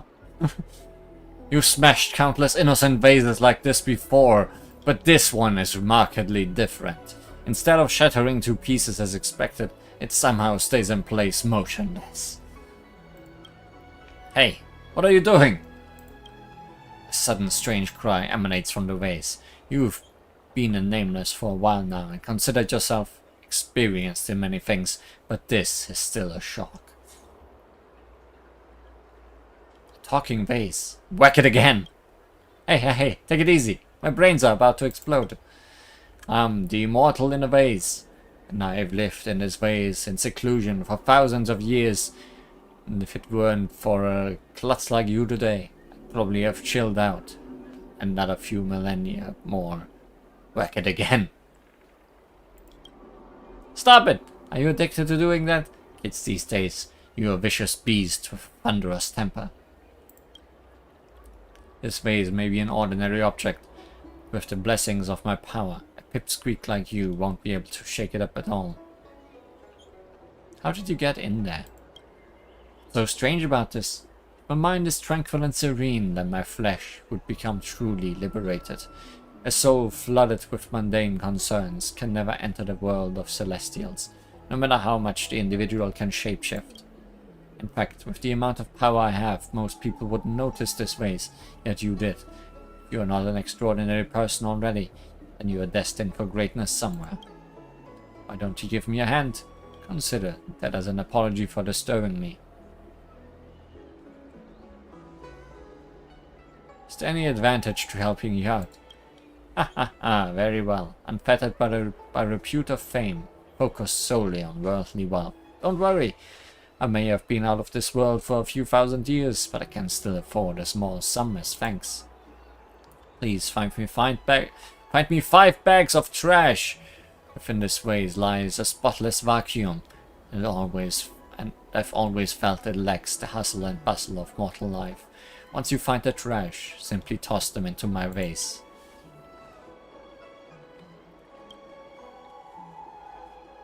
The vase stands there, as much as mundane object as the immortal in a vase claims. You've broken countless vases like this before, but it's definitely different from all those other vases, even if you can't tell what the difference is.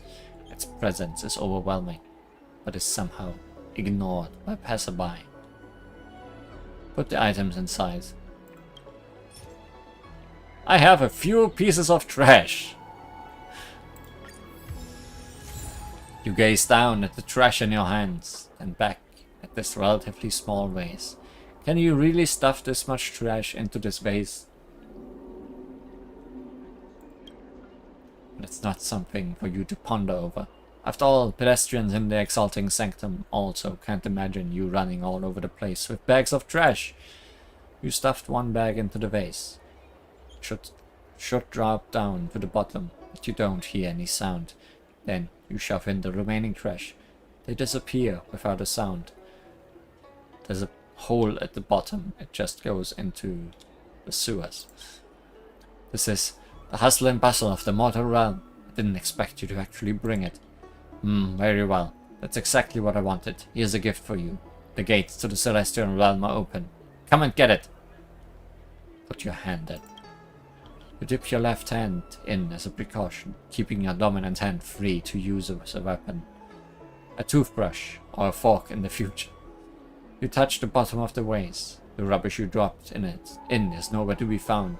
There's nothing that might be immortal in a vase. Then you do feel something. It's the immortal's gift. You pull out your hand. The vase stands before you in silence. Gift? What gift? I see no gift.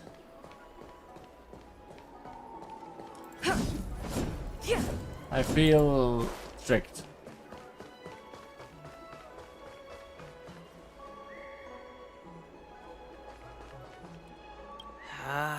What do we do now? We don't really have to turn over a new leaf, do we? No way! We pretend to obey the grown-ups, then get back to business as soon as we get the chance. Hey, what are you looking at? This is our conversation, okay? Why does this Outworlder seem so familiar to me? I'm leaving. Hey, boss! I recognize her!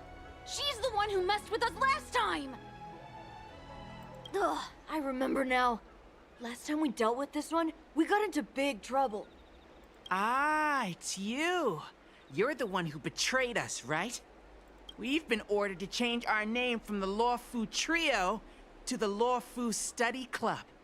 It's so embarrassing. Now no one's gonna respect us anymore. So tell us, how much compensation are you gonna give? I have some trash. I'm planning on leaving the Lawfu. Hey! This is really one of the things we can say goodbye to. Trying to flee? Boss, let's just forget about it. Let this bad omen off the Lawfu so we can get on with business. Just go then. What's it got to do with us? You think we're friends or something? You want to say goodbye to us? Dan Shu asked me to bring you a message. Don Shu? Who's Don Shu? She's the leader of the Disciples of Sanctus Medicus. The one everyone was talking about. Sanctus Medicus? What do you want with me? You want us to join you or something? Stay away from Xiao Yu. Yeah, here. Otherwise.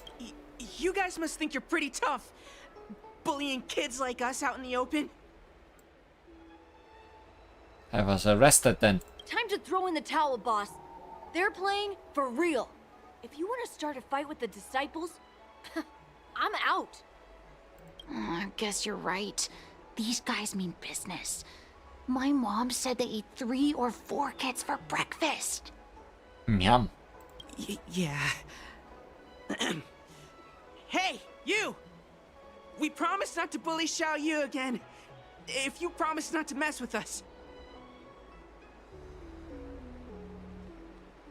And don't bully any other kids either. Okay, we promise. But you have to keep your word too.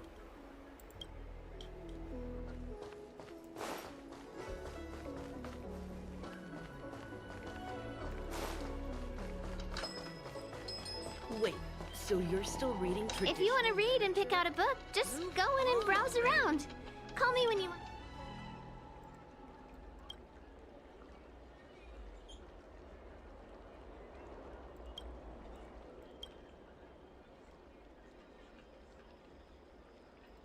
Hey, can't tell you that I'm leaving. Do you have more books to buy? No. Our relationship is done.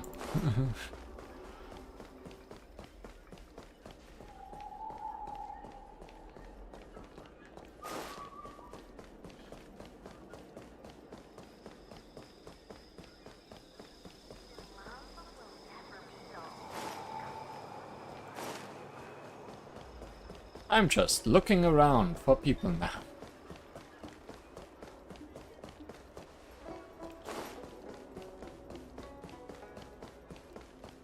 Surely, Chincha needs to be somewhere. Don't remember who else.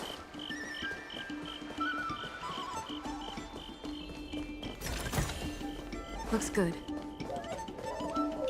We met on the law crew.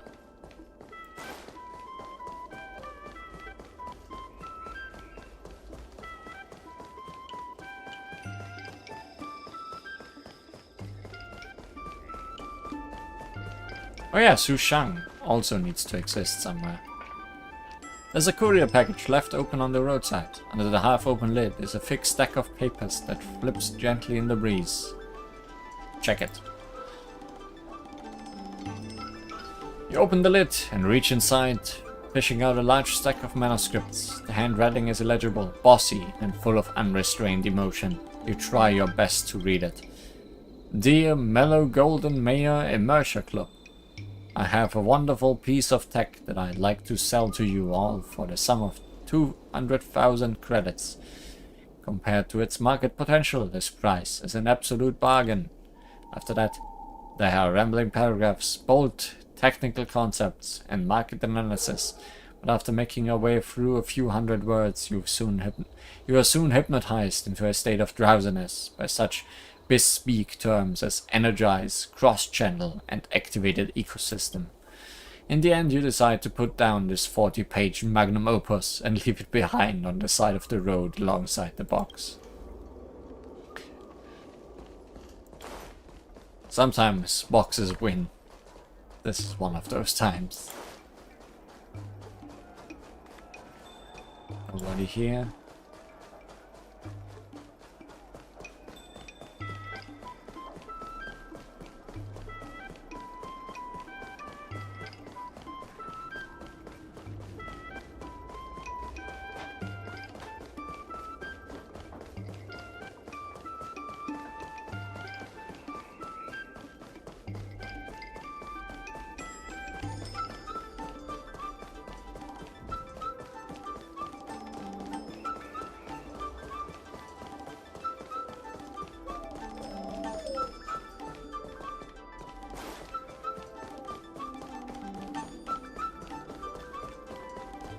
Don't think there is anybody here.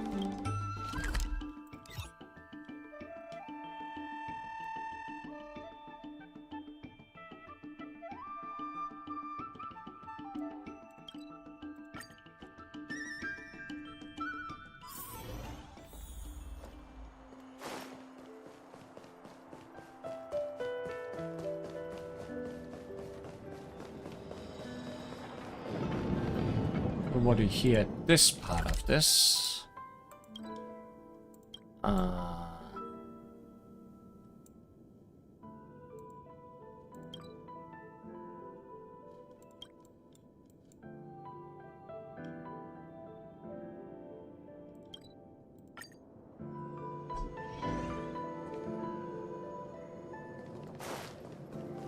Aha! Are you here to say goodbye? I'm leaving the Lawfu. There's no need to be so anxious. I predict that you will return to the Xianzhou often. And you will definitely continue to trouble us when you do. Correct. Therefore, forget about any farewells. I'm leaving the Lawfu.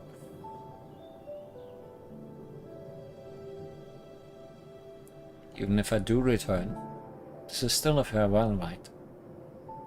Alright, okay, I understand. I wish your travels be fleeting of foot, and may your crises be effortlessly resolved. May your travels be fleeting of foot. Where's your subordinate?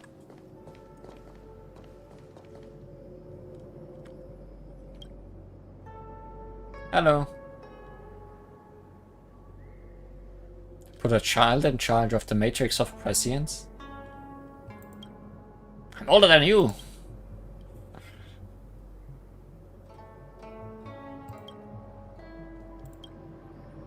What are you doing?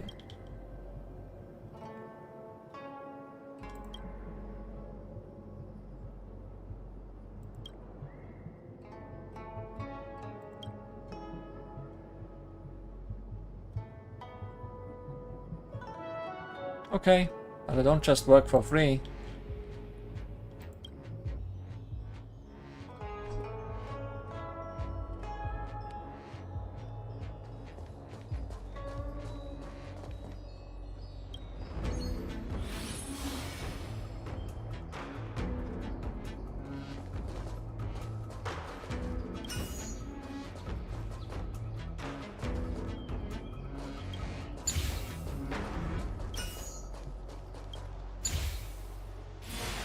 Wow, puzzle.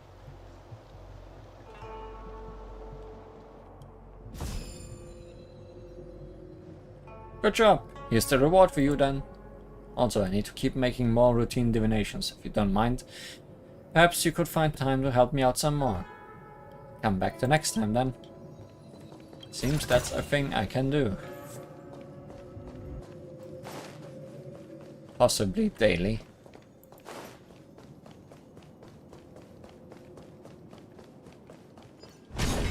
Not immortal, are you?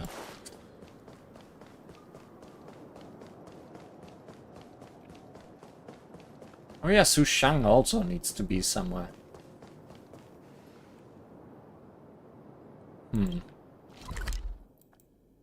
People exist, but where?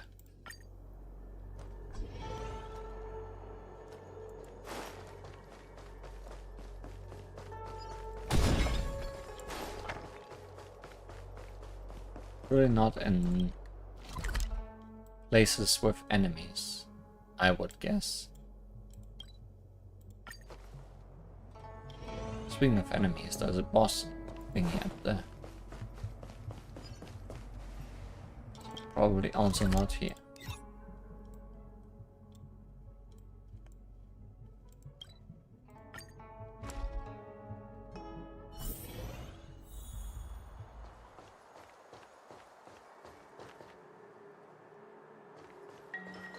The Artisanship Commission has come through hell and high water since the incident. Rebuilding what we lost will drain the years. Our labor filled with blood and sweat and tears. I'm glad I get to say goodbye to you. For a youngster to deliver a farewell to an old man like me is a rare occurrence in this day and age. I've taken on many a short-life apprentice. After leaving the Lawfu, they never return. Time, not distance, is the true separator of souls. The lingering sound of bygone music plays, though groweth fainter with the parting ways. You sound touched, Master Gongshu. Life is full of farewells, and I've seen more than most. But farewell it is. I shall not sing for you on your way out. I fear the sound would break my heartstrings. things.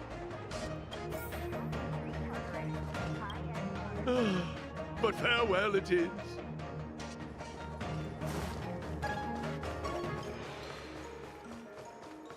What a fun character.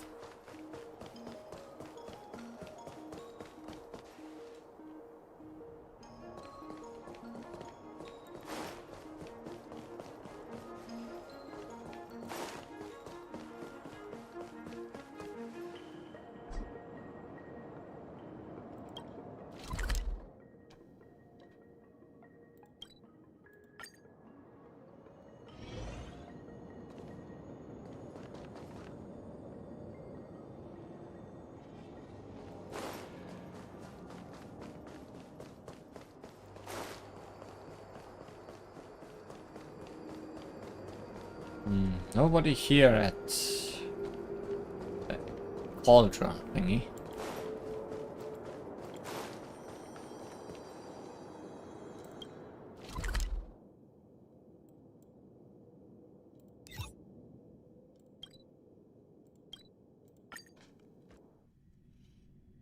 How about the healer's market? Surely there must be someone here. Birds. Did you hear that your chief alchemist is a disciple of Sanctus Medicus?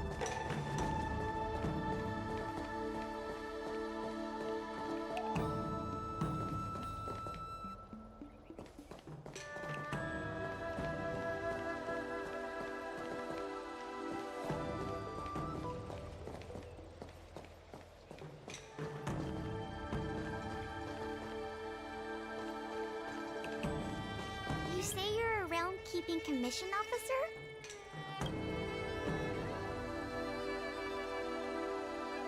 How do you get away with such a nonchalant attitude towards business? I just want to see your wares.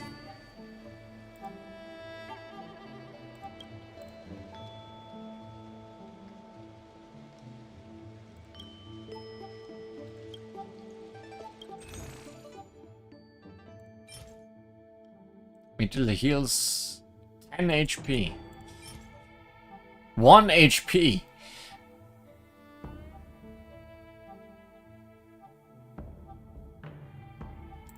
Wow. I'm so glad I talked to you. Traveling healers. Is there really nobody here? Do we know you?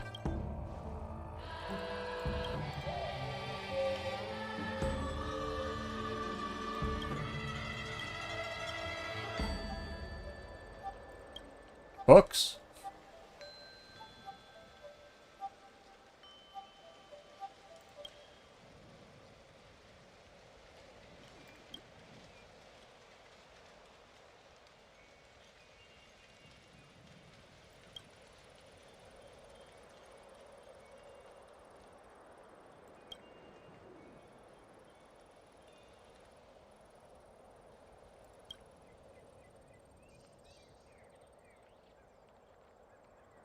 I'll handle it.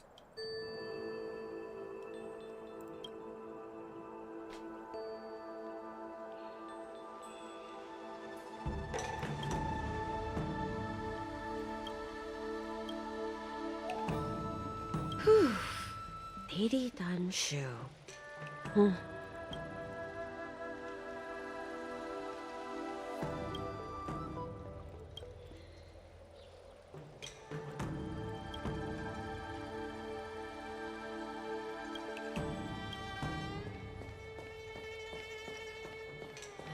Interesting, but not for now. Really is nobody here. I'm confused.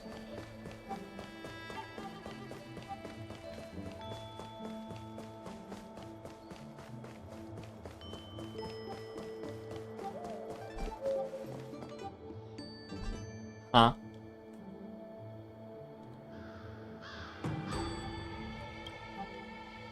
You notice an express box in the distance shaking, though the frequency of its stuttering movements are slowly diminished. What's inside the box remains a mystery to you. As you open the box, you feel the sense of cold, metallic material against your fingertips. Upon closer inspection, you discover a Cycrane on the brink of complete breakdown. Certificate Yon. What do you mean by Yon? Yongren, the Cloud Knight. Quick, go, save Yongren. Cycrane's wings are fluttering weakly. Just as its movement is about to stop, it suddenly widens its eyes and gasps for help. Cycrane speaks with great strain, as if it knows its borrowed time is running out. Just as it finishes its words, the Cycrane's head greets the ground with a resounding crash, and now it no longer responds to your touch. In the instance of its collapse, thin sheets of paper slip from the cracks of the box, and you quickly pick them up. Yongren's documentation. Confidential documents from the seat of divine foresight. It records the entire process of Yongren's joining the Cloud Knights. Codename 27149. Huh.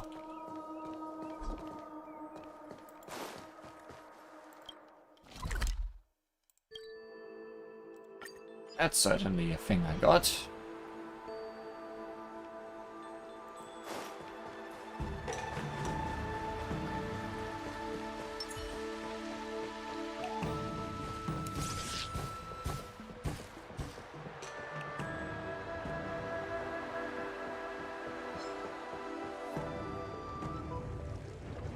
Nope, there's enemies here, so there won't be anyone here either.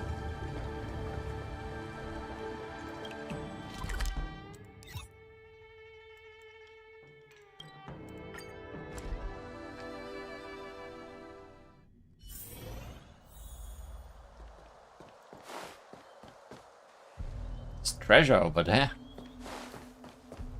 Also over here. These were not here last time we were here. Time well spent.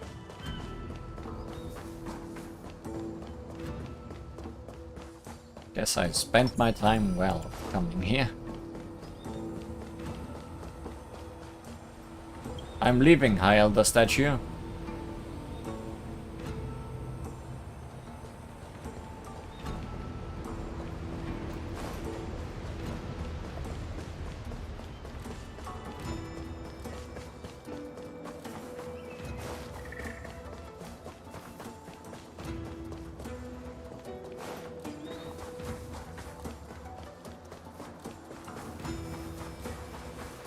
Not someone to say goodbye to, but I will say goodbye to it.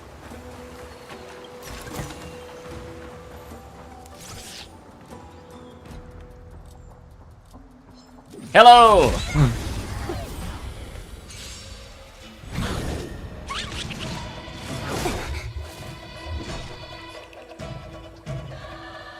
We hadn't had any combat yet today. I realize. Let's settle this. Lend me your strength.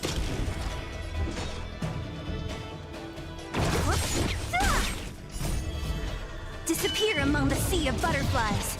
Illusions of the past. Receive divinity. Thanks. Eternal sleep is the dead return! I'm on guard. Lance ablaze! Lance forward!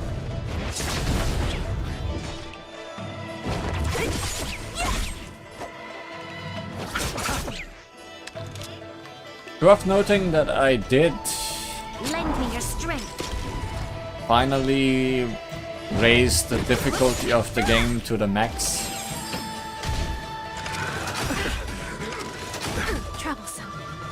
By doing the final equilibrium challenge.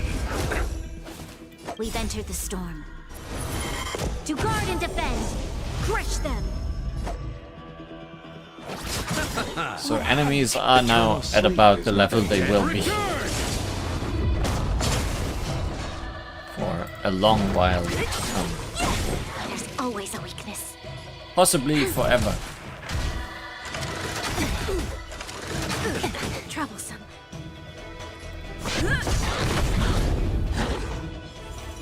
Considering even if they raise the level cap again, they probably won't disappear among the sea of butterflies. add more Illusions of the equilibriums, past. I would guess.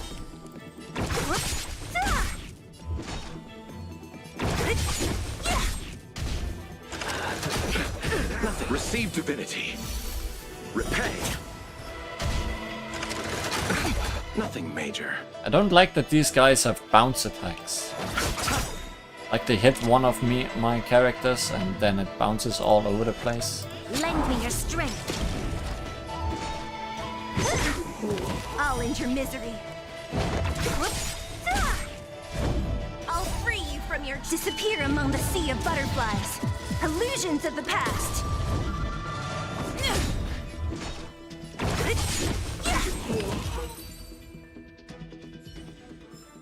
Either way, it all started with a pig.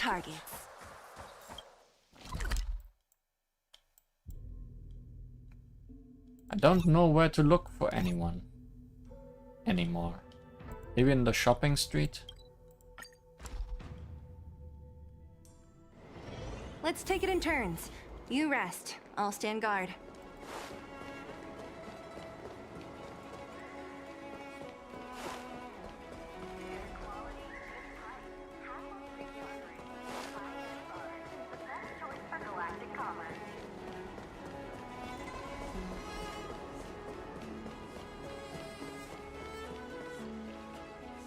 Aha! You're blending in. Hi. You're listening to Mr. Xian's stories. Sure am. Things have been in constant turmoil since I transferred to the Law Fu.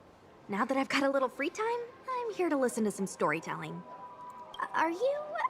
Sorry, I've met so many people recently. You seem unfamiliar. Judging by your clothes, you must be an outworlder. Right. Dan Hang told me all about...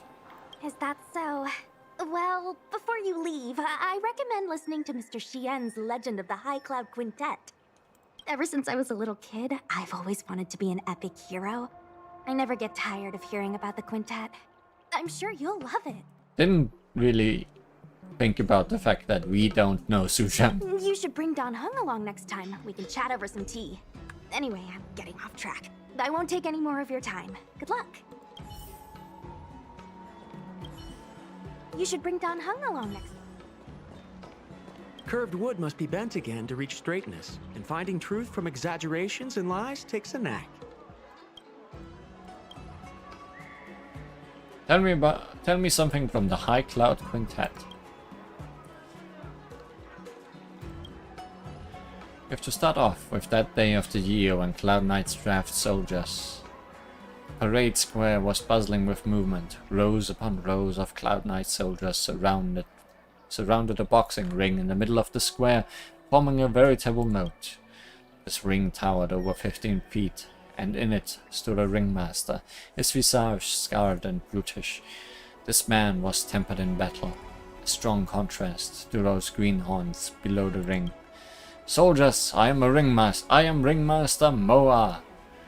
I intend to come to the Xianzhou Lo Fu to partake in the Sword Champion Summit, but I miscalculated the intergalactic time, so I have specially built this ring, in which I hope to compare my might to you soldiers. This burly fellow had traversed interstellar portals merely to pit his skills in a martial competition. There would always be such foresight, foreign swordsmen in past Sword Champion Summits who would participate in duels, and many of them would be extremely skilled, would be extremely killed. The blade is blind if I were to slay any strangers before the Cloud Knights. It does not fit decorum, and I would be forfeiting my life. The man pointed to the meteoric alloy dummy in the ring and proclaimed, "Therefore, I want to see whose sword skill is the better." If I were proven to be better, may the Cloud Knight General confer unto me an official title.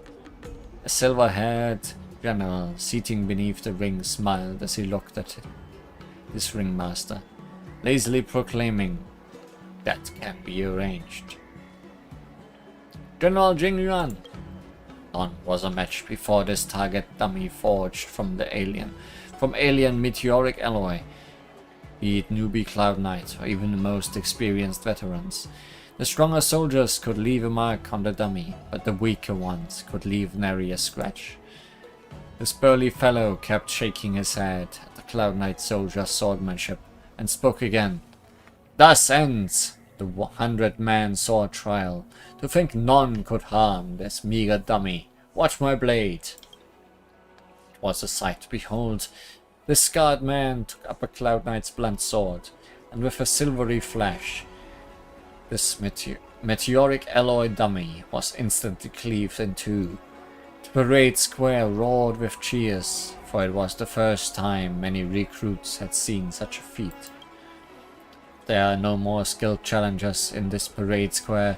I would ask for not just an official title, but to be wreathed in flowers and paraded through the streets for all to see. Ha ha ha!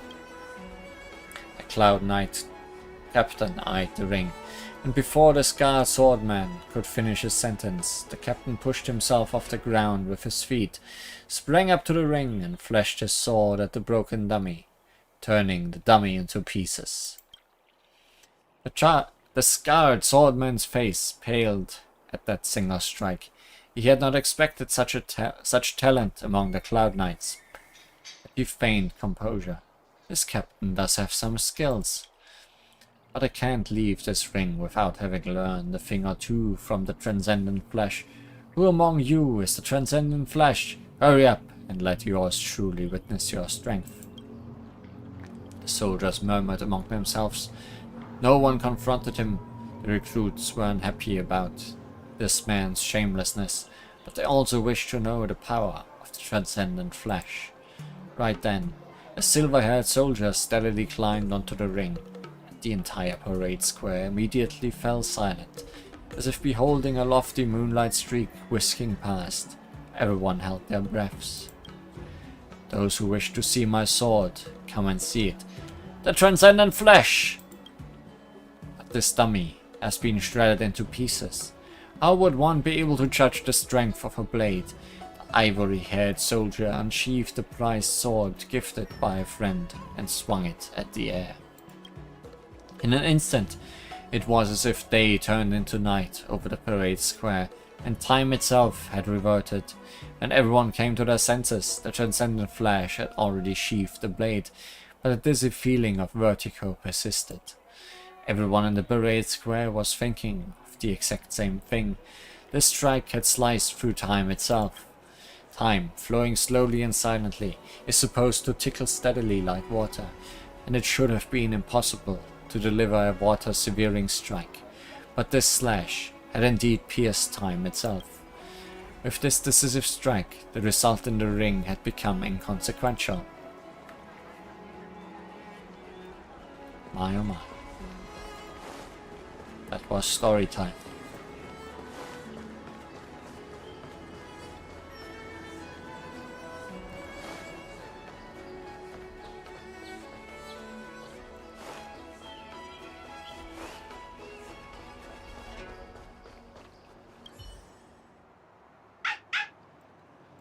I'm leaving the lawful.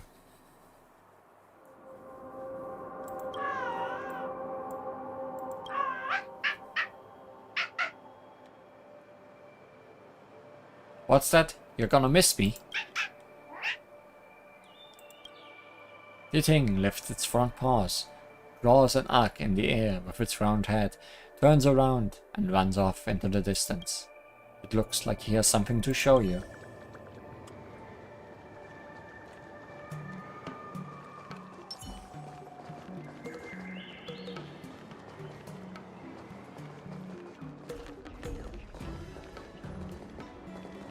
Where are you taking me, D-Ting?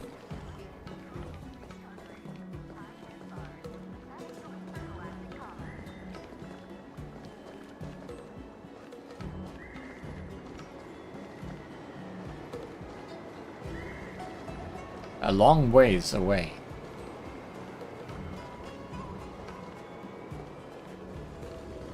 Sorry, courier packages.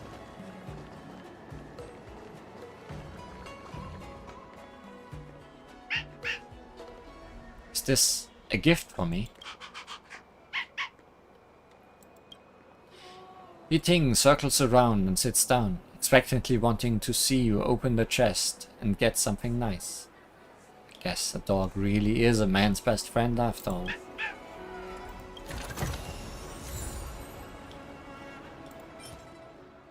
A return gift from parting with the Yi Ting. It only takes 3 days to analyze the entire archives of the Artisanship Commission and customize its own staff profile pic. Master Artisan, I found this in the payroll lid. What's this money for? Is this missable? Or can I say goodbye to people after leaving as well still?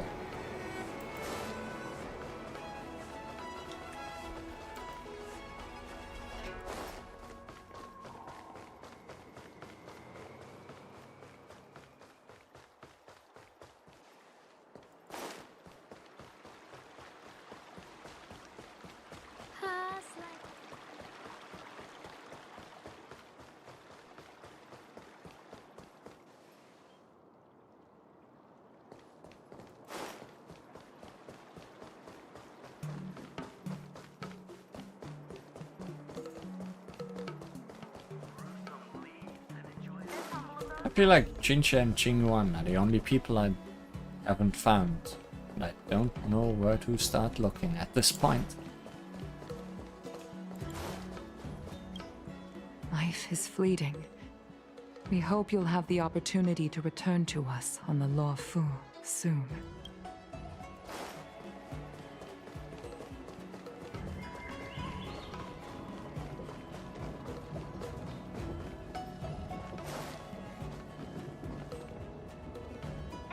Hello, Todd.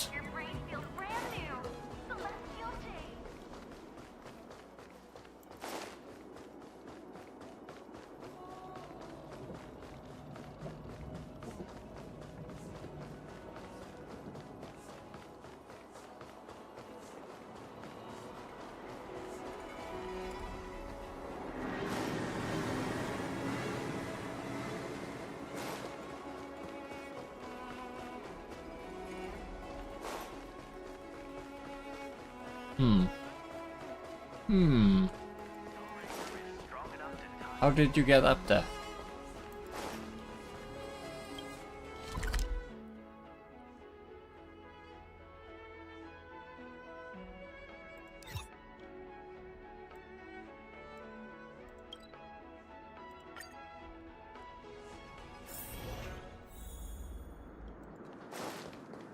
Are people at Cloudfort now? And that definitely wasn't in the past.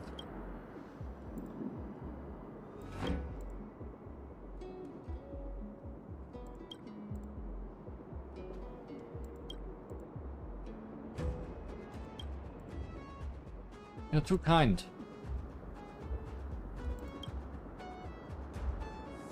There's an overdue parcel and a backlog at Cloudpot.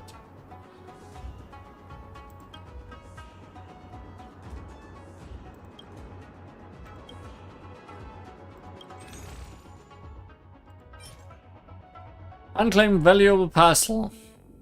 Opening them may yield random rare materials. Due to various reasons, the recipient did not receive this parcel and the sender did not retrieve it either. When selling these parcels, they are scanned by the Skyfaring Commission in advance to ensure that there are no dangerous goods and the more valuable items inside, individually priced as well. You think we can get light cones in these, Dreamon? Maybe after you manage to pull a wife out from one. These are expensive, but money is not an issue. Opening them may yield random materials. These are not as rare. Mystery boxes like this are scams. Last time I opened 5 boxes with expired mung bean sodas in a row. How did this not get flagged as a dangerous item during the screening process? Gotcha! I love it. Where are my gotcha boxes?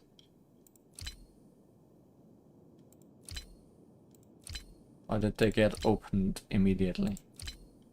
No.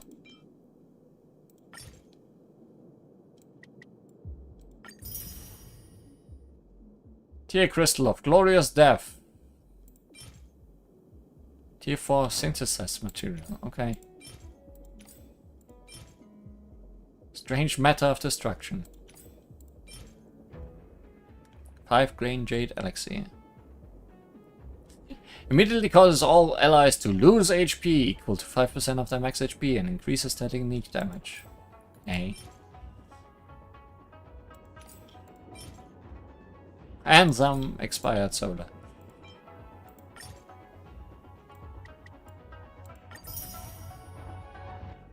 Squirming Core. Character experience and on use, all allies are immune to debuffs for 3 turns the next battle. I see.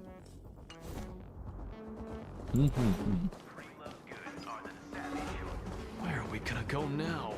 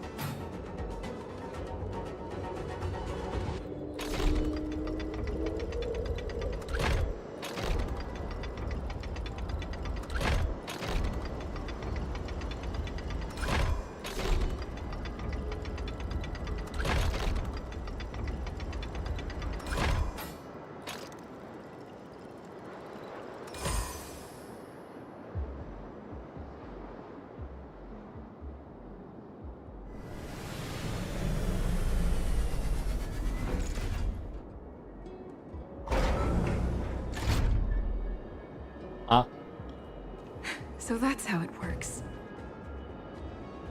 Finally! But Umbrella! Daylight. I thought I was going to be sent off to Verschanzel. Where's Verschanzel?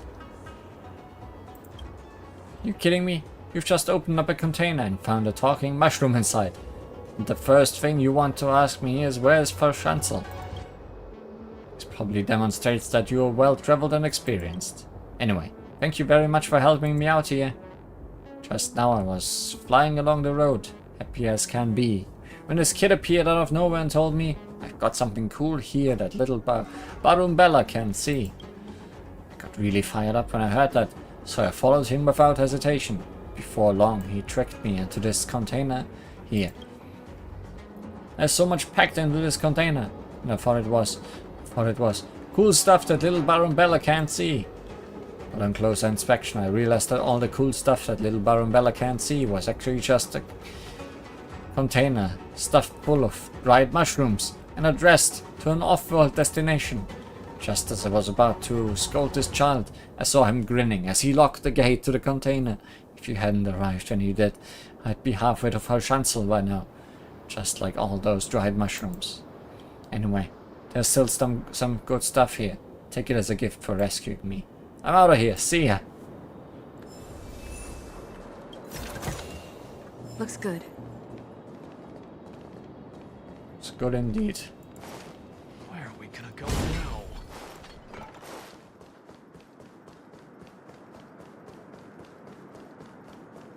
Enemies that way. Enemies also that way.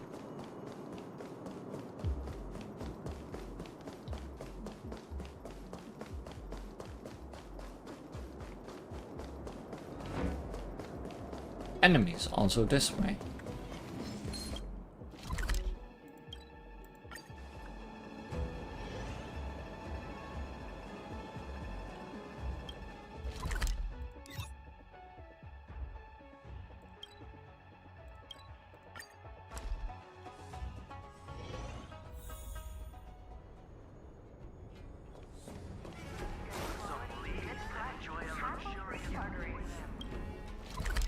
I don't remember if there's any places in Stargazer Navalia where people could be.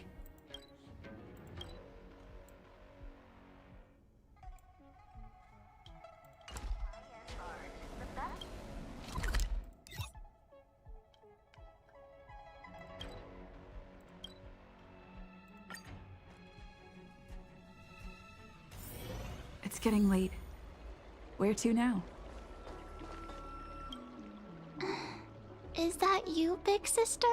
Yeah, I told those bullies to no longer bully you. I knew it was you by the sound of your footsteps. It's me. I'm planning on leaving the Lawfu. You're leaving? Thank you for helping me. And thanks to Don Shu, too. I should be taller the next time you're back, so I won't be such a burden on everyone. By the way, is Don Shu okay? Me and my friends are worried about her. We haven't heard from her since the last time she delivered the medicine. She's dead. Dead? What does dead mean? It doesn't mean going to a really, really, really far away place forever and ever, and never coming back? Like my mommy and daddy? I'm being very blunt today, but she has committed a serious crime and was executed on the spot. So Don Shu will never come to see us again? The little girl stares in your direction in silence. The look in her eyes says a lot. Thanks for telling me, big sister. Like Don Shu always said, we can't expect others to take care of us forever. Bye-bye, big sister. Bye-bye, big sister. The writing was either goodbye or bye, but she said bye-bye each time. Cultured people love visiting here. Do you know why? Do you know why? You'd be a tool to miss a tile in the pool. I don't believe in ghosts. I see a ghost. I'm guessing seeing you here probably means that your affairs on the Xianzhou are mostly complete. I'm leaving the Lawfu. Is that it? I thought you were gonna stay for at least a little longer. Did Welt learn how to play Celestial Jade in the end? If he hasn't got the hang of it yet, tell him to come see me, and I'll show him the ropes. Oh, I haven't asked you yet. Are you interested in learning yourself? Sure, if it's easy to learn. Aha! I thought so. Come back when you have time. I'll teach you. We're in agreement then. You can come back anytime and I'll teach you how to play. I think that's all. Aside from Jing Yuan, who might be special. Don't know where he would be. Actually, I have one last place where he could be.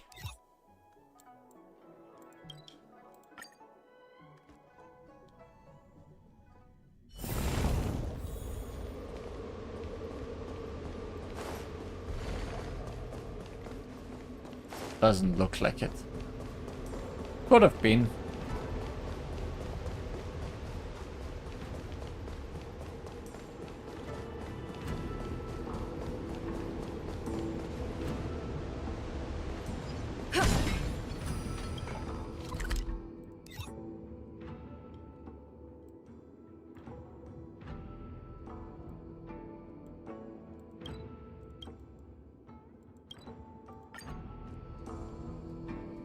Why would he be here?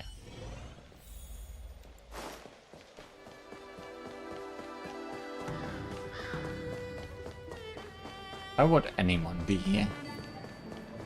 No, there's enemies all over.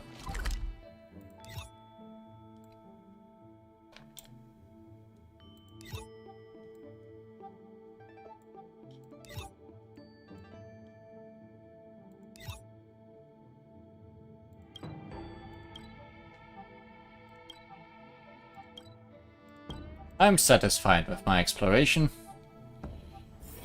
It's getting late. Where to now? Good quality, good price. Hassle-free chartering. High-end barge. The best choice for galactic commerce. What is your purpose for entering? My purpose for entering is to leave. Weird how that happens.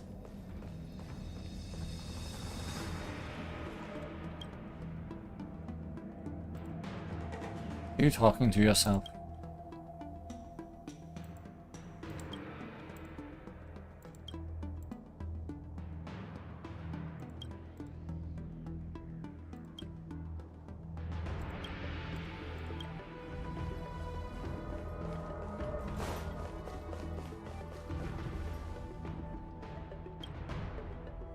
Himiko messaged me. The Express detected the Jade Gate's reopening.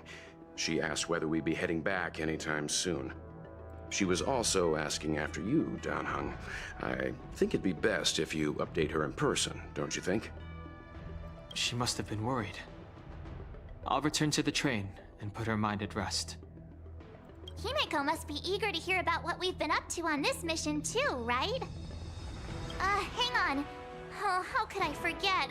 We should bring something back for the conductor. Have you got any unfinished business on the Xianzhou? I'd like to visit some of the friends we made along the way. Just for sure. There are some people we haven't said goodbye to yet. Fine, fine. Danheng and I will go back to the Express. The two of you come back soon, okay? Don't worry, Mr. Yang. Because I think I noticed the optional thing disappearing at some point. So actually I think we are done. We've been so busy running around in circles, we haven't gotten the chance to say goodbye to friends we've just met. I feel like parting is still such sweet sorrow. Who should I go to first? The Master Diviner? Jingche? The Miracle Doctor? Or what about Master Gongshu? Shall we go and meet them all? Hey, you're telling me the people that I should be talking to. It's very nice of you. You didn't tell me about the dog. When I left the train, I only had time to say a quick goodbye to Himiko. I should go back and give her an update. And thank her for her guidance.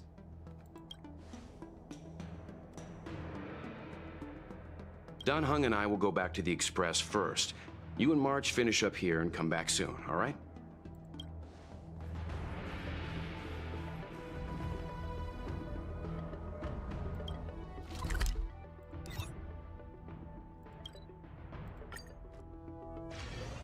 There's a dreamlike quality to watching these star skiffs depart through the Jade Gate. How long will these ships sail? And which stars are they traveling to? From a universal perspective, there is little difference between the lives of long and short-lived species. The transcendence that the Xianzhou pursues is nothing compared to the enduring majesty of the stars. And the grief felt here is no different from our own.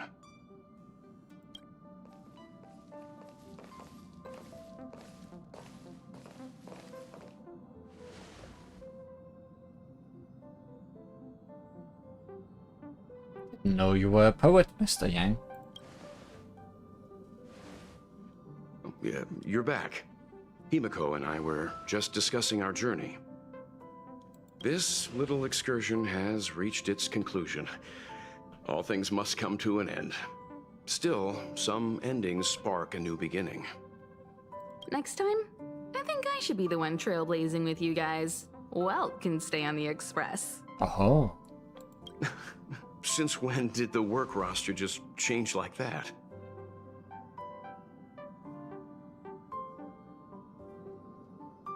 What's our next step? Penacony. Do you remember? Before Kafka's proposal, that was our original destination. I think I need a reminder. The Express's records show that Penacony was a prison planet used by the IPC to exile criminals. At least, it was at the time of recording. However, following a Stellaron burst, the planet fell into the arms of Shipe. They say it's been transformed into a prosperous and ethereal realm. The family is throwing a banquet there, and they sent invitations out to the Express. I was curious about the state of the planet, so I accepted. When the conductor is ready, we can set off for the next stop.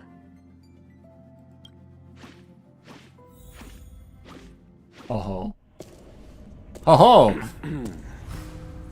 All who enter here are either jailers or prisoners.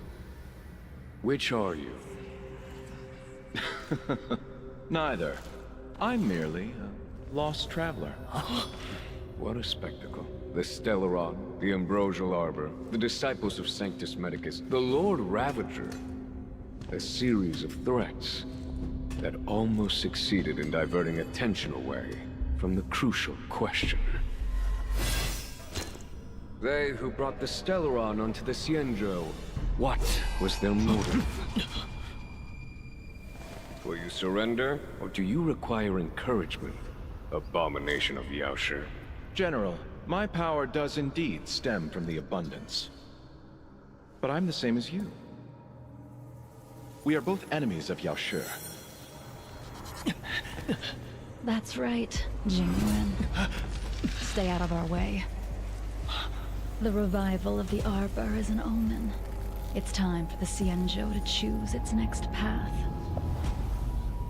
The Rainbow Arbiter, the Plague's author, the Ruin author. This is a chess game between eons. If you don't stand with the winners, you stand to lose. And this time, we will put the abundance in their grave.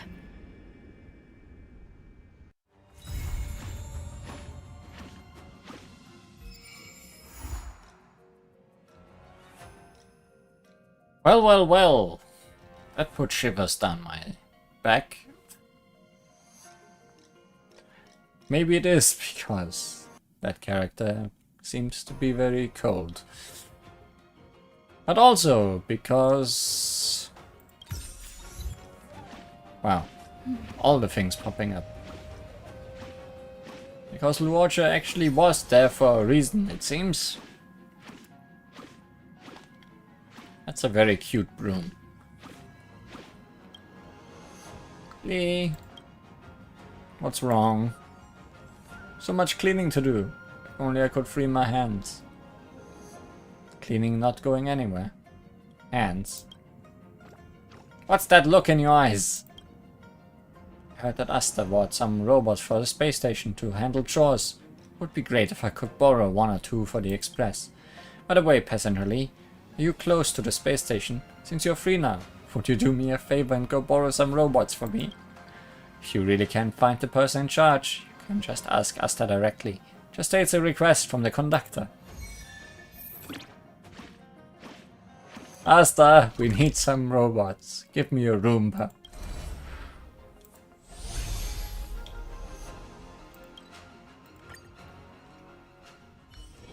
It's getting late. Where to now? Maybe even 2 Roombas. What's next on the agenda? Pom Pom wants to borrow some little robots. Oh, they do. I did mention the robots to them that last time. Well, although these robots are customized by me, they don't feel very good to use and scored very low in the staff satisfaction survey. Nee, please tell Pom Pom, it's not that I don't want to lend them, it's just...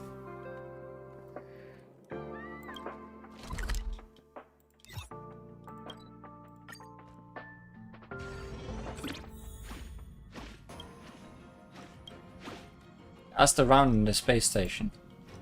How's the robot thing going? It seems that Pom Pom doesn't have the best luck. Forget it, Pom Pom can handle this even without those robots. After all, a living person is much better than a robot. Lee, take the broom. As part of the Express, you should share the worries of the conductor when the time comes.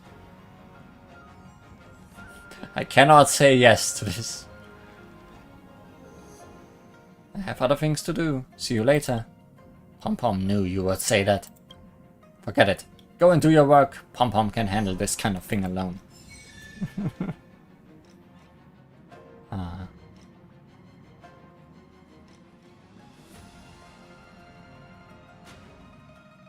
Pom Pom can be a broom itself.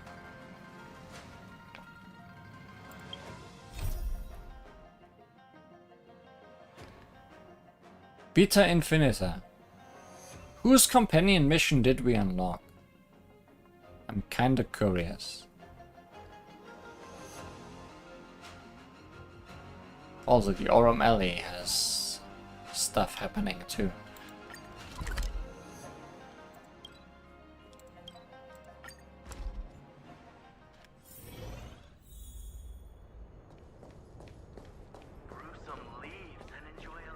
Meet up with Wealth at Stargazer Navalny. Good quality, good price. Hassle-free chartering. High-end barge. The best choice for galactic commerce. Looks like there's smoke rising in the distance. Miss Chikwe sent us a side crane. See if you can get an aerial visual. This is an emergency. We need to find where the star skiff crashed as soon as possible. Connect the side crane.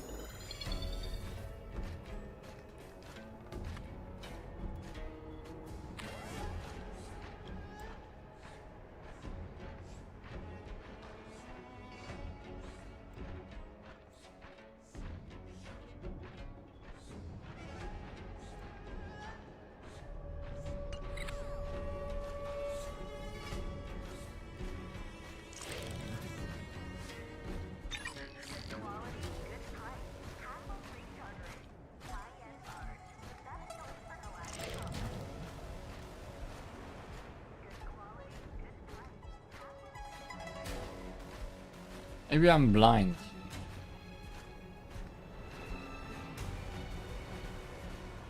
Is that it?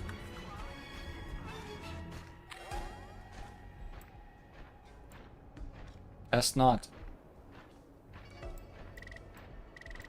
It looks like a crashed ship to me.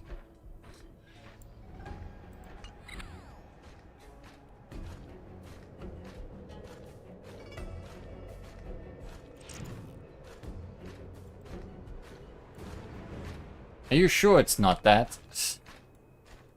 Are you very sure? Yeah, okay. We found it. Looks like the pilot isn't inside. If they escaped before it came down, they should still be nearby.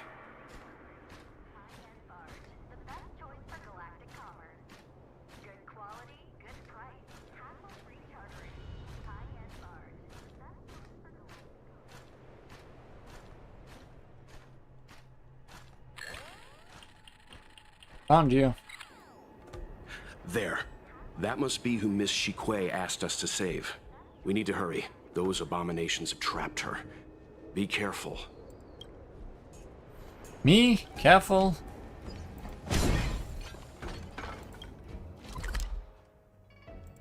Surely I'm very careful.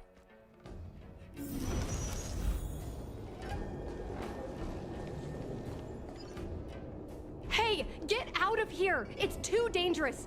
Go get someone from the Skyfaring Commission. Tell them Ching Ni is in trouble. It's okay, we're pretty tough. Don't worry, Miss Ching Ni. We've been in worse danger.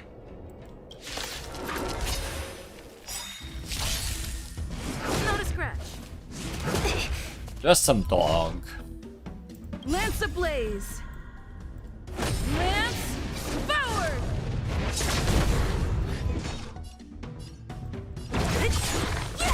You, eternal sleep is the dead return!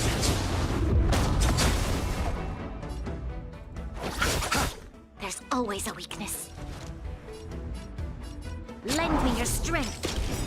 Don't mess with me. We've entered the storm. To guard and defend. Crush them.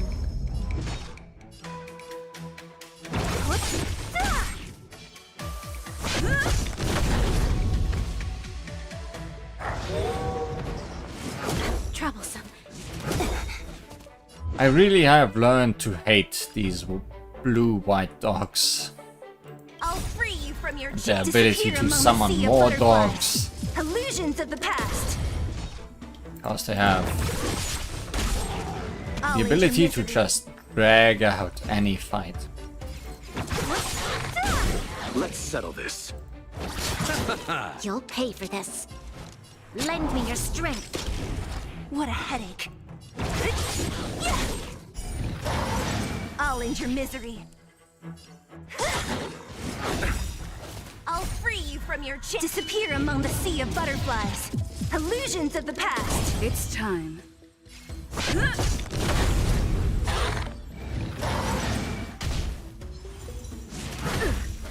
Don't mess with me.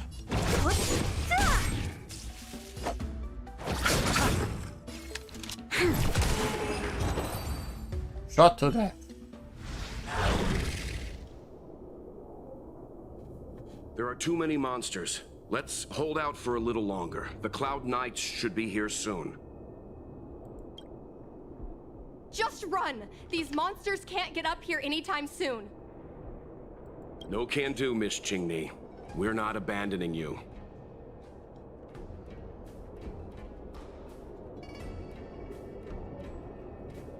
Interesting choices. Hey, you think we can't take them? Easy. Let's not get ahead of ourselves. You two have held out long enough. Help is at hand.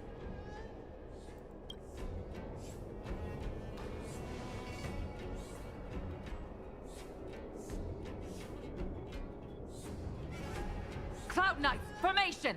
Prepare to engage! Hold on, Qingni. We're coming to get you! Thanks. Not a scratch. Eternal sleep is the dead return!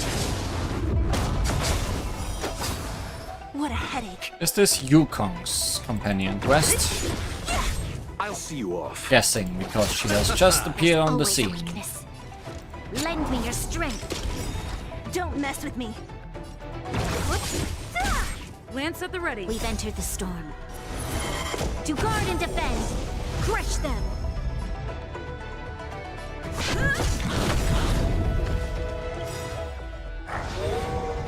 Lance No, ablaze. do not summon dog. Lance forward. I would appreciate if you just don't. So you are afraid of me. I'll free you from your disappear among the sea of butterflies. Illusions of the past.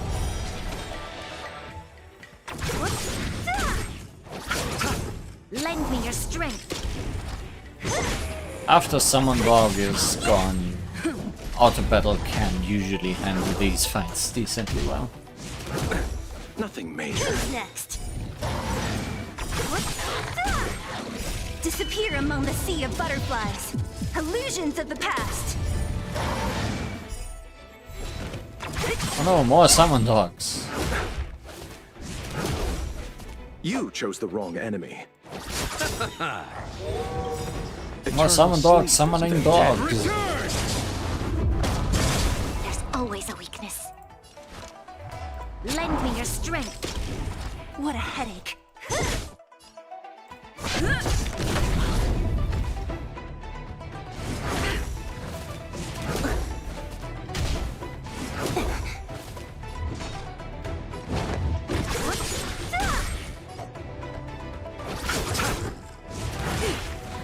You'll pay for this. Lend me your strength.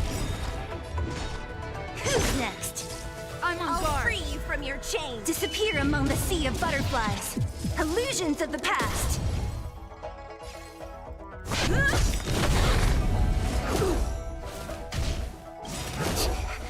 Lance ablaze. Lance forward. We've entered the storm. To guard and defend. Crush them. So you are afraid of me. I'm not actually sure if there's a limit to how many dogs a dog can summon at once. I think the most I've seen is 2 or 3. This battle is by one unavoidable. dog. And I do not want to see more. Lend me your strength.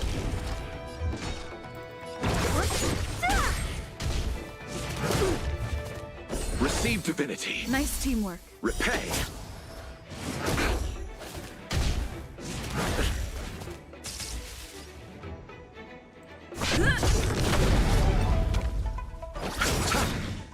The dead return!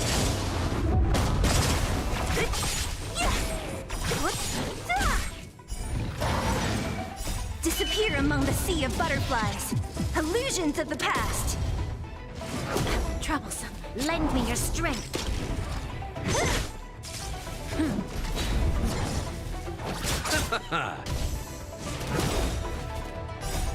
Lance, forward! Who's next? Dogs are meant to be broken. Lend me your strength. To guard and defend. Crush them.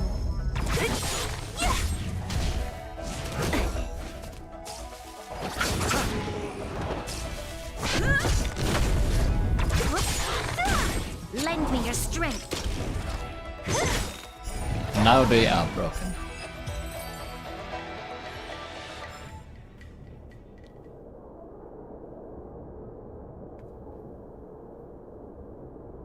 I didn't know the Helm Master of the Skyfaring Commission dealt with situations like this in person. Indeed. I should be reviewing files in the Palace of Astrum. However, Qing-Ni decided to put herself in danger and trouble our esteemed guests with her safety. As her mother, I couldn't sit idly by. Mother?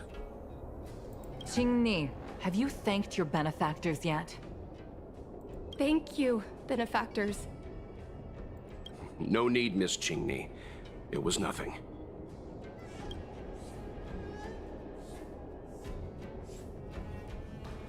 It was all thanks to Madame Yukong's timely appearance. You flatter me. This is a Skyfaring Commission affair, yet the two of you had to put yourselves in harm's way. I am ashamed. It was because of both of you that Qing-Ni escaped unscathed. Words cannot express my gratitude. In fact, by way of thanks, I'd like to invite you to the Palace of Astrum for tea. It is about time we knew each other better. But I already said goodbye to you. The feeling is mutual, Lady Yukong. We would be honored. Then, for now, I will excuse myself. Qing-Ni's irresponsible actions caused much trouble for the two of you. Allow me to apologize once again on her behalf. Ugh, you always do this, Mother. Scold me before figuring out what actually happened. It was a dire situation. I was the only one who could... You promised me, Qing-Ni. We shall discuss this when we return. Please excuse us, benefactors. I look forward to our meeting. I didn't know Yukong had that side to her. You mean a scary mom side? You have a unique way of putting things. But you're not wrong. Appearances seemingly tell us little about the lives of the Xianzhou's leaders, no matter how long those lives may have been. Yukong's inner worries and concerns came to the surface in the presence of her daughter. Only then was it clear that she, too, is somebody's mother. Feel like you relate to this a lot, Mr. Young. Yes. After all, I know what it's like to worry over a kid's homework and whether their lunch is healthy enough. But there's something I don't understand. Yes, Qing-Ni piloted a star skiff without permission and put herself in danger, but she meant well. Nevertheless, Yukong's reaction suggests that there was something more. Anyway, let's head over to the Palace of Astrum. Best not to keep Yukong waiting. Else she's gonna be mad at us too. To the palace! Let's avoid sudden exclamations like that once we're in the palace. Yes, sir. Remember, this is no field trip. We're having tea with the Helm Master of the Skyfaring Commission, we'll need to act with diplomatic decorum. All right, let's head out before it gets late.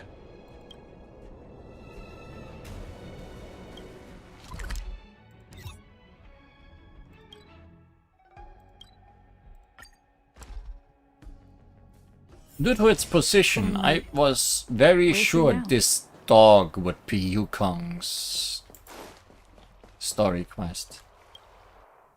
But I'm wrong, apparently. Why won't you listen to me?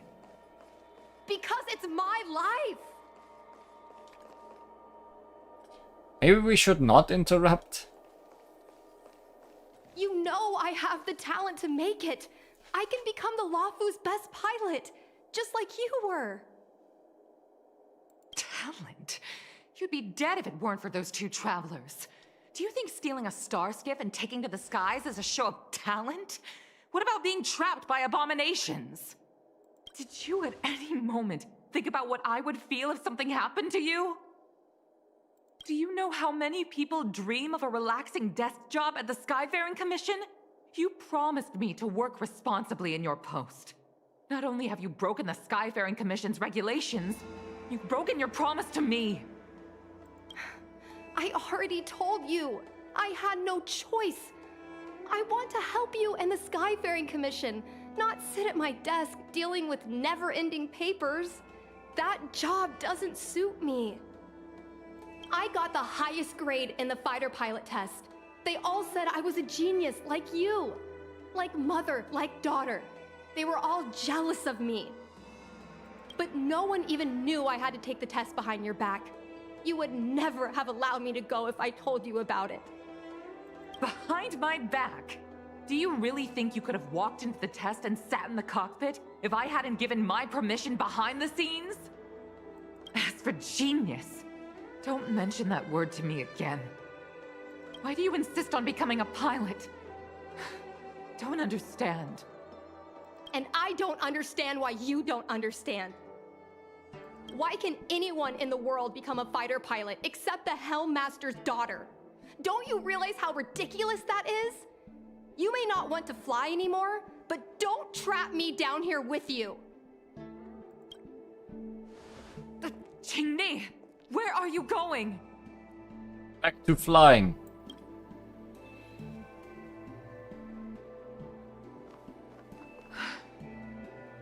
I'm sorry you had to witness this. Ah, don't worry, it's fun. Apologies, Madam Yukong. We should have given you some time. Yes, apologies. On the contrary, I apologize for allowing my own personal matters to encroach on your time. We don't intend to pry into private business, Helmmaster Yukong. But if there's anything we can help with, please don't hesitate to ask. Family issues, I'm afraid.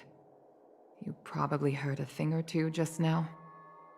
Despite my earnest wish that she continue in her post, Qingni is fixated on becoming a fighter pilot. I may seem overbearing, but the situation she gets herself into sent a shiver up my tail. It's funny, isn't it? I've seen every disaster imaginable, from the abundance axis to a living planet. I thought I'd forgotten what fear was. But when I fought alongside you, I realized there are still things that can terrify me. I'm sorry. Talking about such vexing matters is unbecoming in front of guests. I invited you here to gain a better understanding of the Express, not bore you with these trivialities. So it's a train that flies in space. Oh, I prepared refreshments for you. Please, you must try this excellent whale tide spring.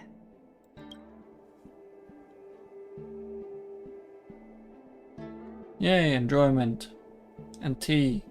Please accept these gifts as thanks for saving my daughter. I'd heard that the Nameless had traversed the Starry Sea, but I wasn't prepared for how much I could learn from you. Well, I'd heard from members of the Skyfaring Commission that you were a top-tier pilot, Madam Yukong, and an ace among the Cloud Knights. Now that I've seen you in action, I know the rumors were true. I hope to witness your flying ability for myself one day. He will not fly again. We'll head off now. The Commission must be busy. I look forward to our next meeting, Madam Yukong. End of companion mission. On my flying ability, I'm afraid I'll have to disappoint you, Mr. Yang. The sky no longer suits me.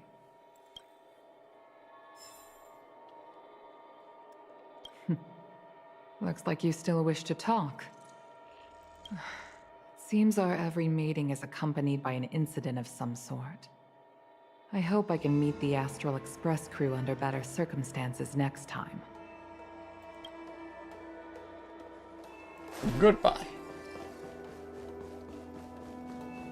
And we're gonna run into the daughter.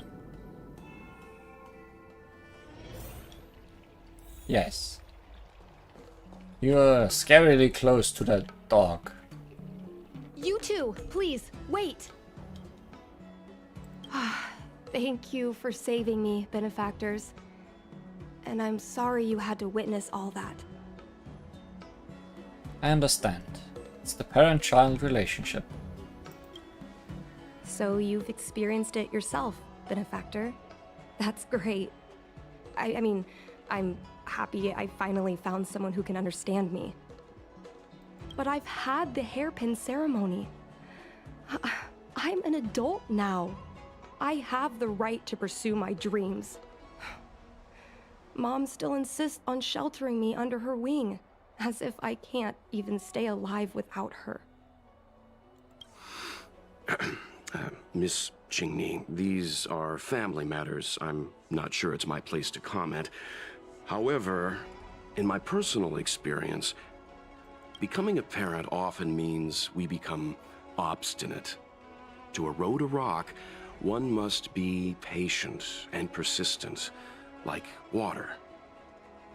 What I mean to say is, instead of trying to prove yourself suddenly, perhaps you could demonstrate your ability to look after yourself methodically, over time. Don't you think, Miss Qingni?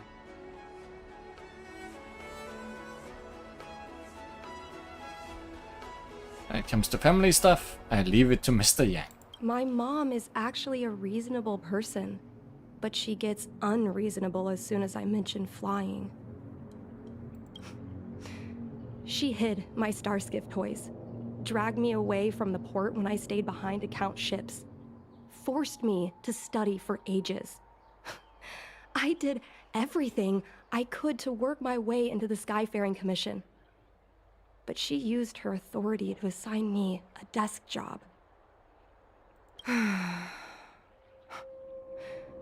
Every time I walk along Star Watcher Avenue and look up at those ships flying freely across the sky, I feel empty inside.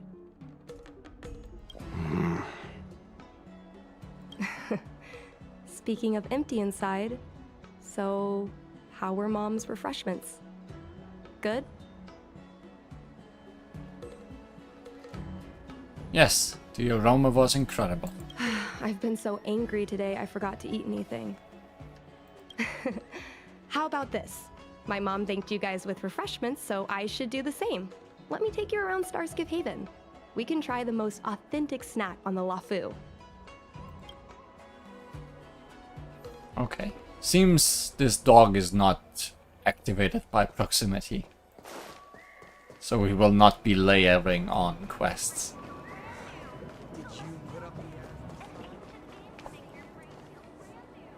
Really? A vending machine? That's where you're bringing me? We're here! The thing about the most authentic snack on the Cienjo Lafu is it's a drink, and it's inside this vending machine. Wow, the full 5-star treatment. I'm sorry. I'm afraid I don't have the money for anything fancy. Here, Mung Bean Soda. 1 can each. This thing has a bit of a unique flavor, but I love it. Let me try. a nostalgic experience. Oh, is there a drink like this where you're from? No, this reminds me of when I first boarded the Express and forced myself to drink Himiko's coffee, and how my taste buds never fully recovered. I feel like that's a bad review for whatever we just drink. How is it? Bearable?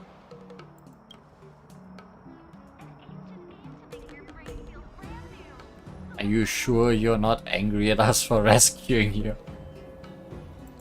That bad? Sorry. But I guess not everyone can accept what I like.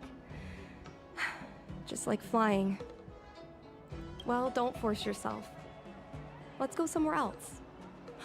Ooh, I know a really great place in Starskiff Haven to Starskiff watch.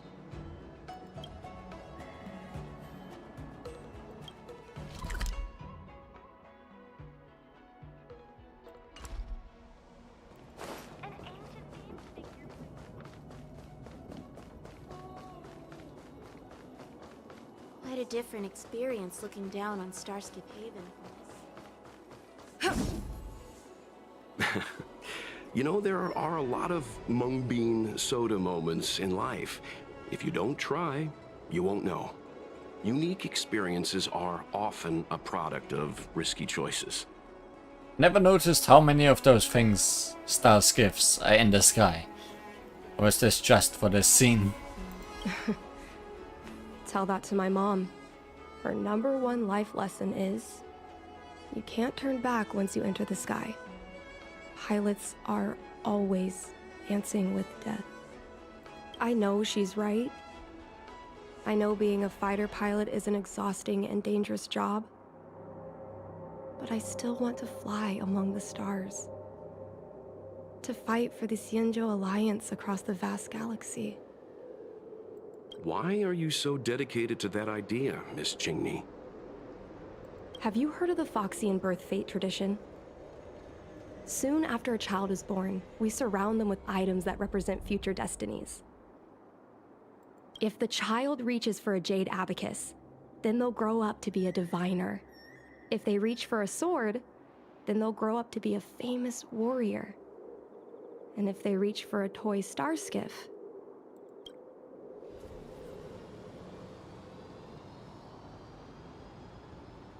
So you reached for the star skiff? no, not me. My genius mom did. Mom reached for the star skiff and showed a natural talent for flying. General Jing Yuan recruited her to the Cloud Knights as soon as she was old enough. That's how she became a fighter pilot.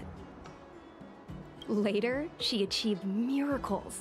One time, she destroyed 3 beast ships in a hail of Barissan anti-aircraft fire, like an arrow tearing through a thunderstorm. She also holds the Skyfaring Commission records for speed and enemy vessels destroyed. I'm proud to be Madame Yukong's daughter. I've wanted to become a legend like her for as long as I can remember. I can imagine. A parent is often a child's first hero, and their image can influence their whole life. She never told me any of those stories herself. And she hasn't piloted a star skiff since the 3rd Denizens of Abundance War. She doesn't even bring up her military achievements. I used to watch her fly when I was young. Then one time, I stole a star skiff and I tried all kinds of difficult maneuvers. Turns out I was as talented as she was. Not only did I survive the flight, my landing was perfect. How about a perfect landing where you don't survive the flight? I feel like that would be more impressive. I remember feeling so happy when they took me to see my mom. There I was boasting about the flight, expecting her to laugh, pat my head, say, "That's my girl," or something. But boy, I've never seen her so scary. I admit, I deserve to be punished. You can't let a kid get away with stealing a star skiff. But my mom was angry about more than that. She was angry because I viewed her as a role model. because I had the same talent as her. I don't understand it. Parents never want their children to be in danger. I think I can understand, Madam Yukong. But flying is the only thing I want to do. I've already touched the sky.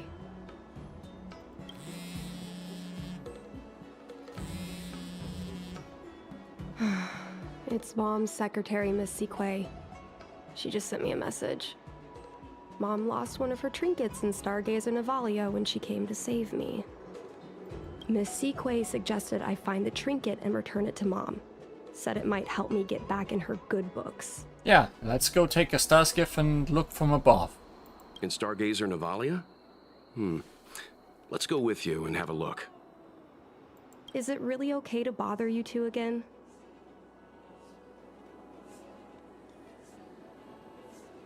Our way of saying thanks for the dung bean soda. Sorry. Please don't mention the mung bean soda again.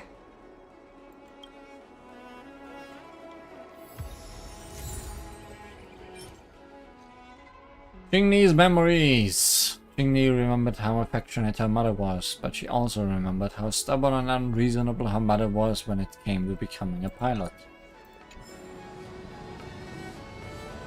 Why did we get her memories as an item? That I wonder.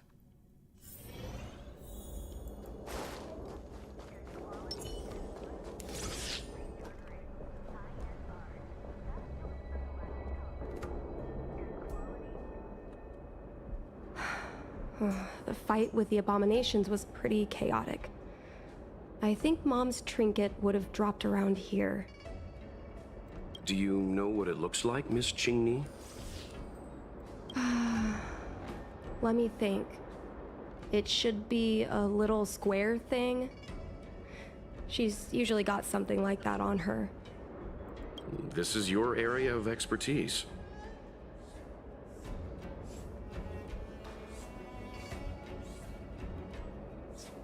All good answers.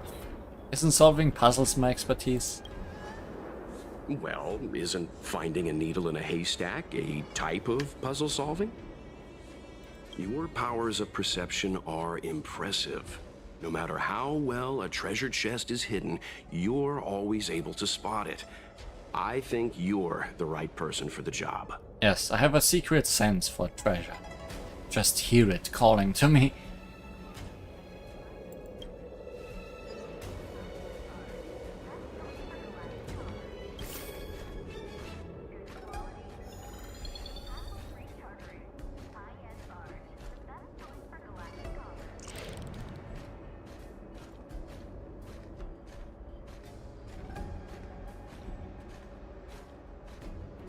That's not square. Well, this is too big for a trinket.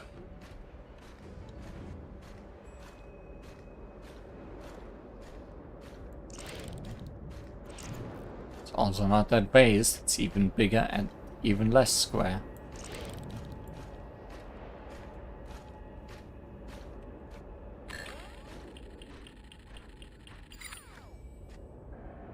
Mom always carries this trinket around with her, but I never realized there was something inside.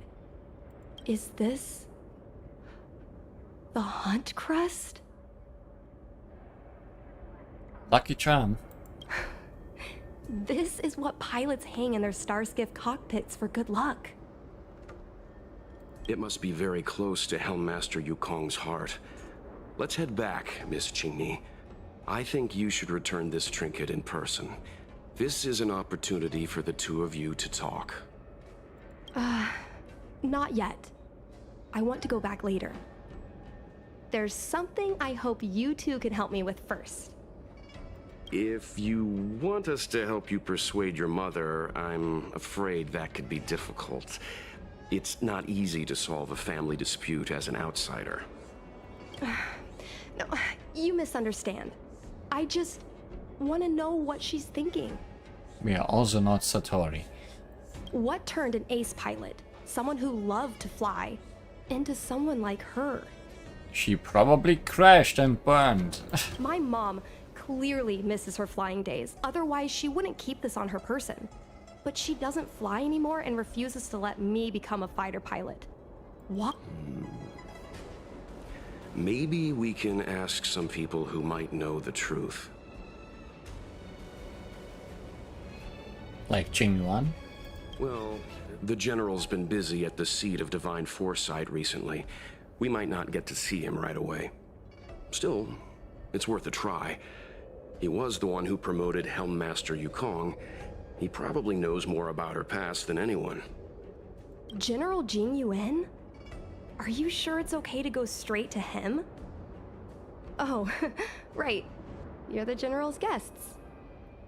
Even so, this is asking a lot of you. No problem. If we can get to the bottom of why Helmmaster Yukong no longer flies, we might be able to find out why she doesn't want you to be a fighter pilot. We can't help you too directly, but an indirect conversation like this might give us a clue on how to convince your mother. Leave it to us. Yes, leave it to us. In that case, thank you so much, benefactors. I'll head back to Starskiff Haven. I'm not ready to return to the Skyfaring Commission yet.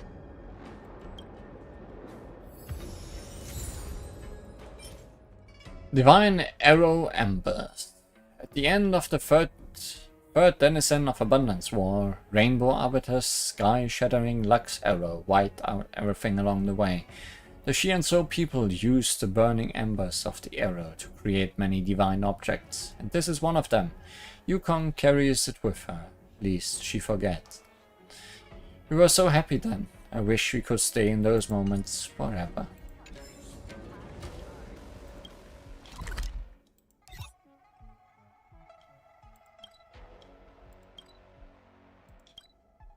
I wish I could just teleport to that place immediately instead of having to walk around that corner every time. Let's take it in turns. You rest. I'll stand guard. Also, I wanted to check.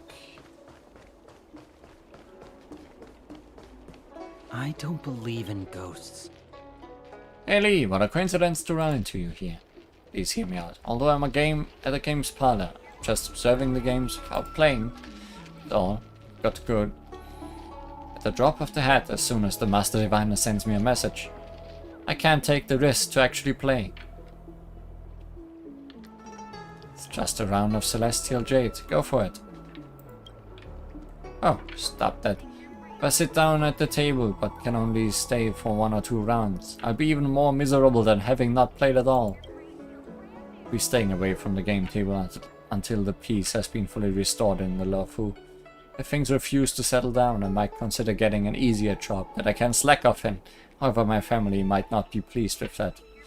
What a bother. Since I'm not playing, shall we have a chat? I don't Not about believe work, in of ghosts. course. I don't believe Let's in call it a ghosts. day, Chincha. Sure. I just wanted to know if you're still here.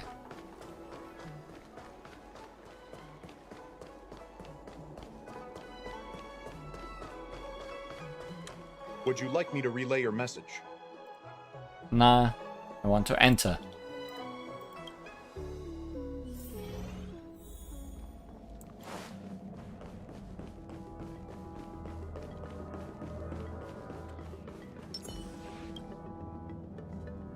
Mr. Yang, and you? What brings you to the seat of Divine Foresight this time? It's nothing urgent. We were hoping to understand Helmmaster Yukong a little better. Yukong? I heard an office worker from the Skyfaring Commission flew a starskiff to assist in the present crisis, but ran into trouble herself. She was only saved thanks to a couple of travelers.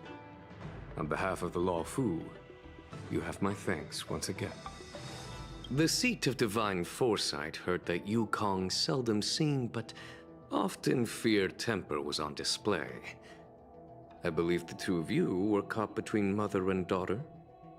We heard that Helmmaster Yukong was an outstanding pilot, but that she refuses to let her daughter embark on the same career.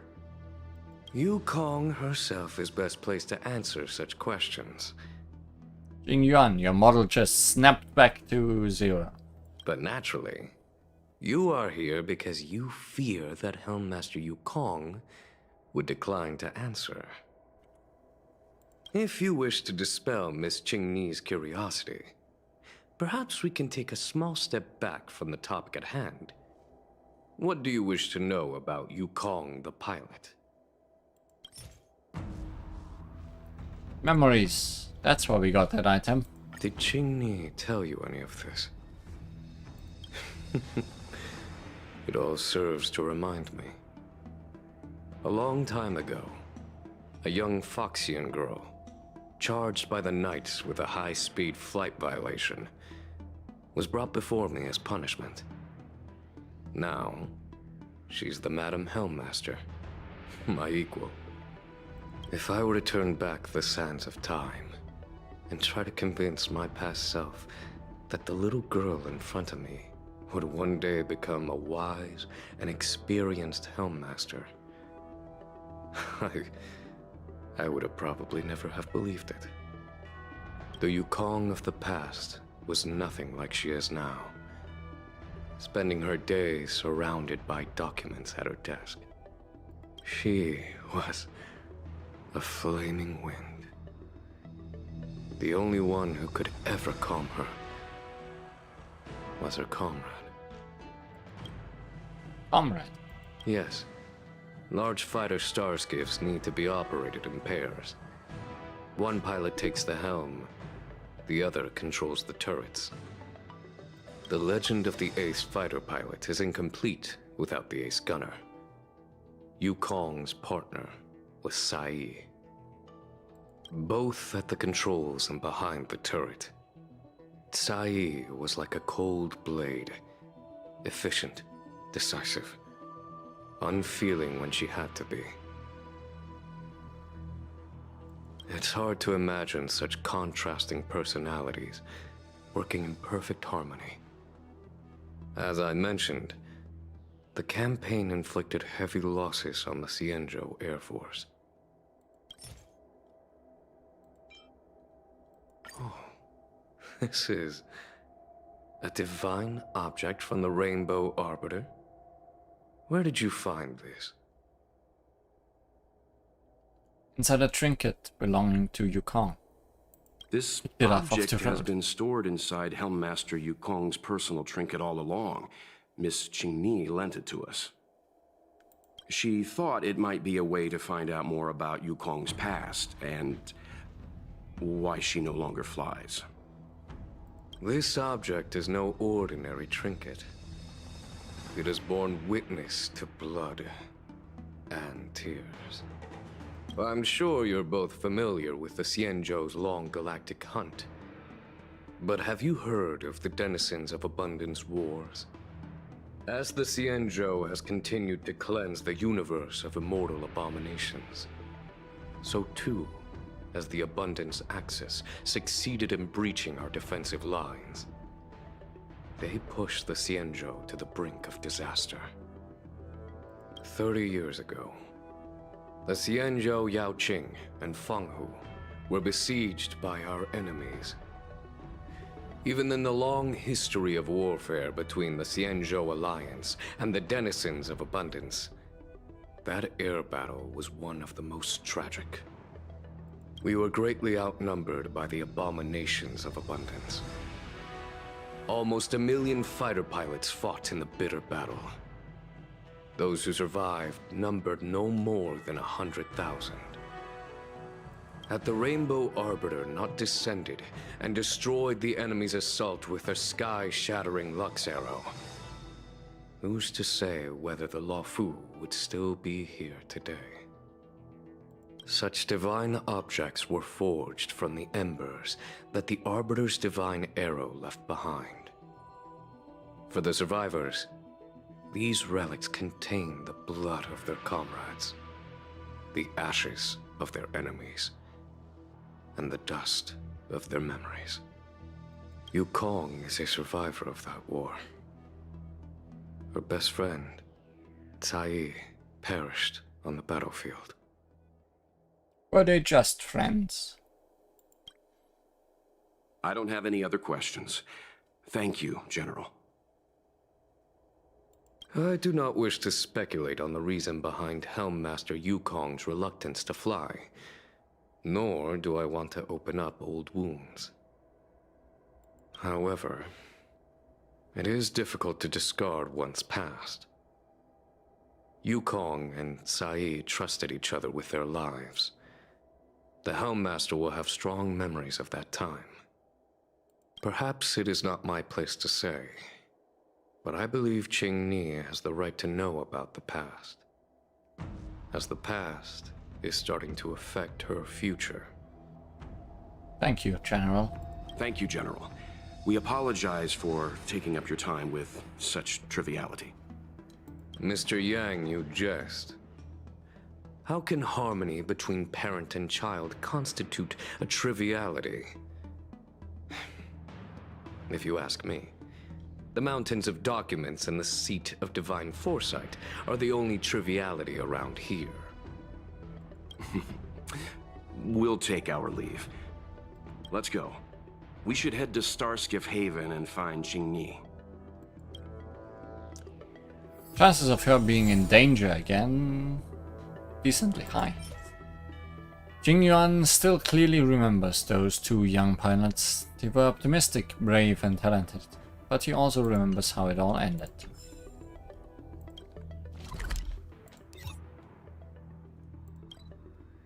Oh. Won't find her in danger at Starskiff Haven. Unless her mom is the danger. Traversing this vast universe in the blink of an eye, Qingni. Li, did you learn anything from General Jingyuan? Shikyu said, Mom's busy, so I'm heading back to the Skyfaring Commission. Do you know Sai Yi?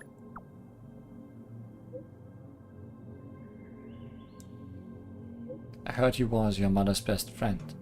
I actually guessed there would be some connection. It's hard to explain over text. Let's meet up. Also, I should mention, these new text boxes were unlocked by completing that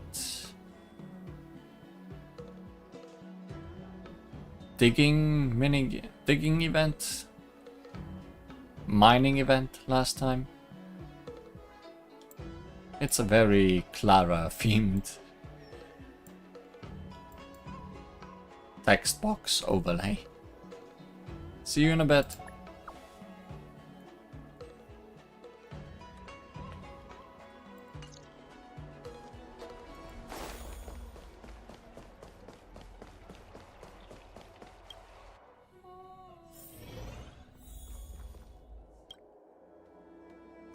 You're here.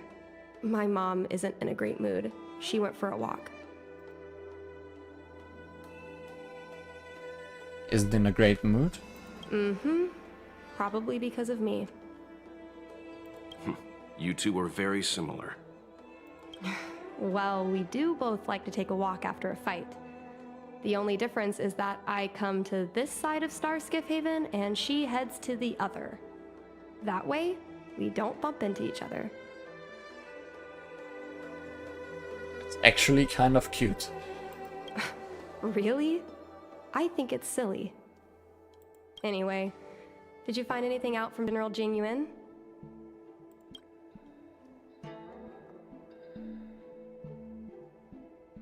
Did Helmmaster Yukong never bring this up with you? I was always curious about her past, but she either dodged my questions or pretended not to hear them. In the end, I realized she probably experienced something that left a scar that never fully healed. I never asked her again.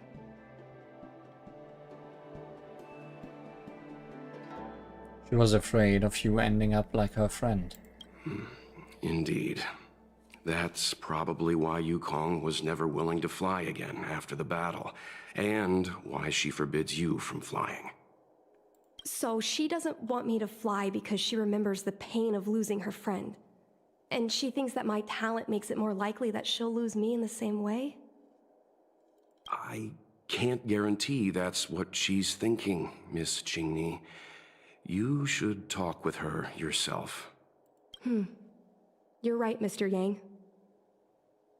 But I still have something else to check first. This pass that General Jing Yuan mentioned is probably archived in the Palace of Astrum. I remember watching her handle a document with great care before she filed it away. It looked like a diary. Do you still remember where it was filed, Miss Qingni? Vaguely. But there are so many files stored in the Skyfaring Commission. Could I ask you benefactors to look for it with me? A couple of Outworlders going through Skyfaring Commission files isn't a good look. I'm afraid we can only accompany you, Miss Qingni. You'll need to do the searching yourself. Of course. You're right. Sorry.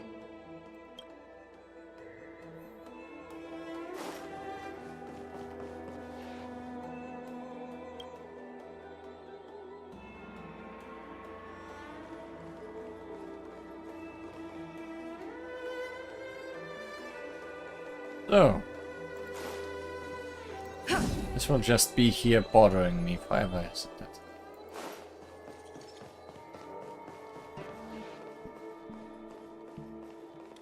We can use this one.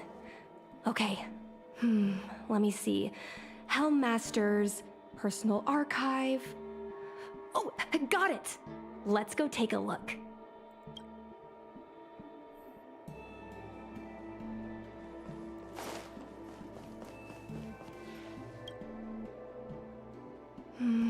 It should be here. Let's see. Yes! This is Mom's diary! Miss Qingni, I don't think the two of us should be reading your mother's diary. It should be fine. This is from decades ago. For you travelers, that's more than half a lifespan. No, I still think I shouldn't read it. You stay here with Miss Qingni. I'll be waiting over there. Why are you allowing me to be such an irresponsible person? Fine. Is it really that big of a deal? I'm sure they're just her notes on life as a pilot. I shouldn't look either. Come on, please look at it with me. I need someone to give me some advice. Let's read it together. Maybe her diary holds the key to all of this. Read it to me. Nope, I'm reading it to you. Yukong's exchange diary. Oh, it's not just a regular diary. Sai, we're going to be partners. We've known each other for so long, but when we first knew each other racing starskiffs illegally in the city, we were rivals. Now that we are asked to work together and have each other's back, I'm really not used to it. Naturally, I'm not used to having to look after someone who lost against me, but an order's an order. I jest. I really look forward to flying with you. I don't know when we would receive a combat mission. I don't know what you think about our situation, but I think we both have considerable skills in having to sit still and not fight enemies in the front lines. It's stifling. To stand a sense of abundance often raid the border, and occasionally there are reports of them harming innocent planets. Every time I hear these news, I feel an overwhelming sense of anger. But now things are different. After a while, we'll be able to show them what we are made of on our fighter jets.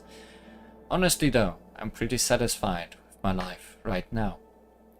It's all just between you and me. What I really wanted was never the righteous cause of ridding demonic activities. What attracts me is just the act of flying itself. Look, Flying out in the universe outside of the Delves is entirely different from racing starships that we are so used to.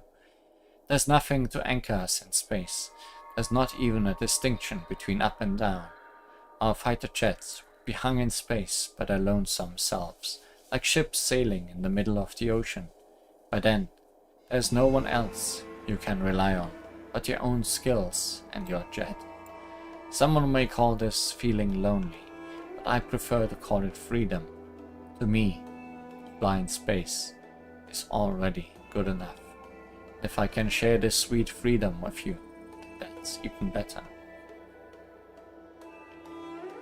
Oh, you think Bel's reason for not reading this is because he's out of those high morals figures? Yeah, that's possible, but I also didn't need to spend one. So, inconclusive. Ai, I don't know what to say to console you. You're always like this. No matter what terrible things happen to you, you would act strong, as if you don't need anyone to care for you. And you have terrible timing for jokes. We have been together for over 100 years, and I think we understand each other very well. You once said that if something is unpleasant for me, it would also be uncomfortable for you. I actually feel the same way too. Right now, my heart feels like it's being gouged out with a blunt, rusted knife. I can't imagine the amount of hurt and pain you're going through. It's funny, I've never shown Guang Yuan my good side. Every time you leave me alone to go on a mission with him, I feel uncomfortable. Especially when I see you two flirting and getting along as if you're inseparable. I can't help but want to glare at him with disdain. Did well leave because it's a love story. But Guang Yuan is a good person. No matter how rude I was to him, he was always kind to me. Thinking back on it now, I realize I'm just really bad at appreciating people. He's really amazing. He managed to hold off several dozen enemy ships with only 2 people. This isn't something that can be done with just courage and resolve. It also requires exceptional skills and extraordinary talent. I can imagine what it was like in his final moments. How his annoyingly handsome face must have shown such determination and focus. I guess that's why you fell in love with him in the first place. I can imagine how proud he must have felt in that moment. He must have had no fear or hopelessness, only pride. So, you shouldn't be sad. You should be proud of him. We all should. Kai, I've been having a lot of negative emotions recently that I cannot express to other fighters on the front line. Since you are recuperating in the rear, I'll just dump them on you. Great. Although it seems I'm a bit slow to say such words now. It was only recently that I realized that I'm actually in the midst of such a cruel war. Space combat is different from ground combat, although both involve life and death in an instant. It is rare to see severed limbs and broken bodies in space, which led me to misjudge the brutality of this war. It wasn't until recently, as the situation on the front lines worsened, that the bloody reality gently but indisputably presented itself before me. Someone might sit beside you for a meal today and be missing in action tomorrow. A soldier earning praise and honor today might disappear the next. The captain I fought with today might not be found tomorrow. The ground troops that exchanged encouragement with me today might be eliminated the next. At this point, I'm wary of building personal connections with anyone here. Perhaps that person would perish, or I might perish, or we might both perish in the day to come. I thought I have experienced enough to feel dumb. But bad news kept coming in waves every single day. However, I don't regret this at all. Whenever the pain comes, the feeling that becoming a fighter pilot is the best choice I have made in my life will follow. If I weren't a fighter pilot, I can only endure this pain in silence. But I am one. I can fly, I can fight, and I can attempt to destroy the source of my pain. Since I am a fighter pilot, I still have things that I can do, realities that I can change. P.S. Don't use the name Guang Yuan came up with. They're terrible. Choosing a name is a big decision the child has to bear with for a lifetime. Use my suggestion instead. It's something I picked after diligently going through several collections worth of poetry. Oh, wait. Is the child not actually yours? Is it the child of your friend and her man? Kai, I have a lot to tell you. So many things. After your death, they wanted to honor me with a medal. Truthfully, I find that laughable. Based on common logic, no one would award survivors medals to praise their fortuitous survival. But no, not the Skyfaring Commission.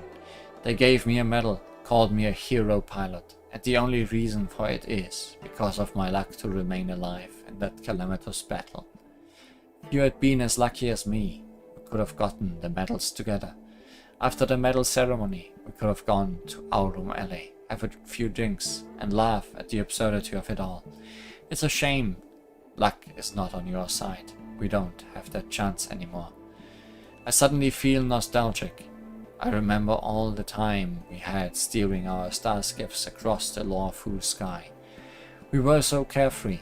There were no threats to our lives, and we didn't have to bear the calling of the hunt. The entirety of the sky within the delve was ours. Yours and mine.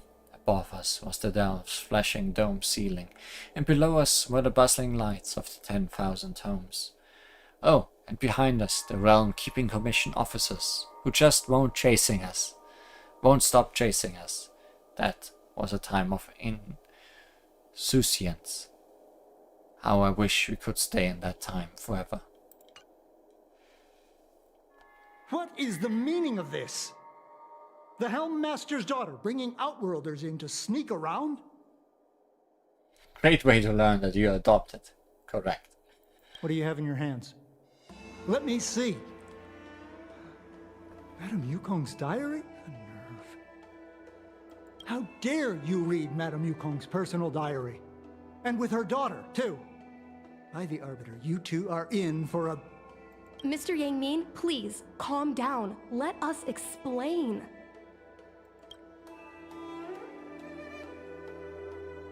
I see.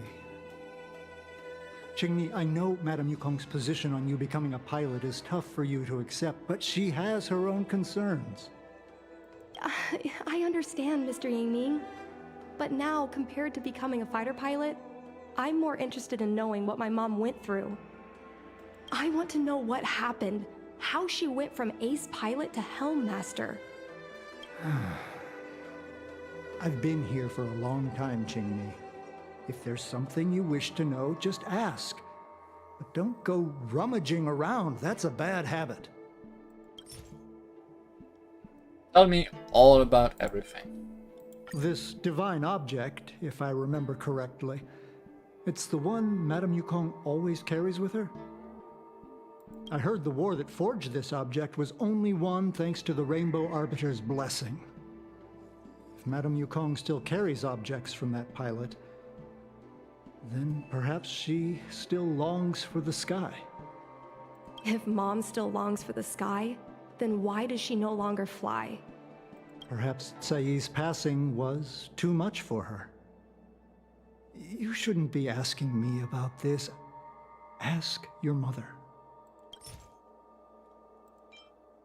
Miss Tsai, I remember her. She was an ace gunner.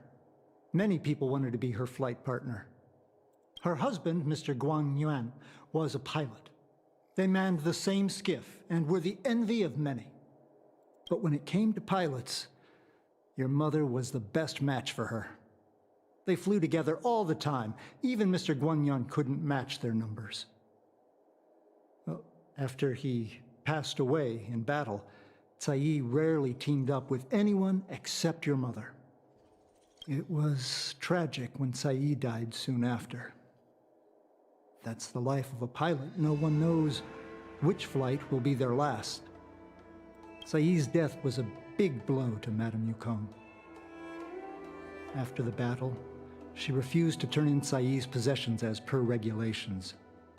She kept them locked away, occasionally taking them out to admire.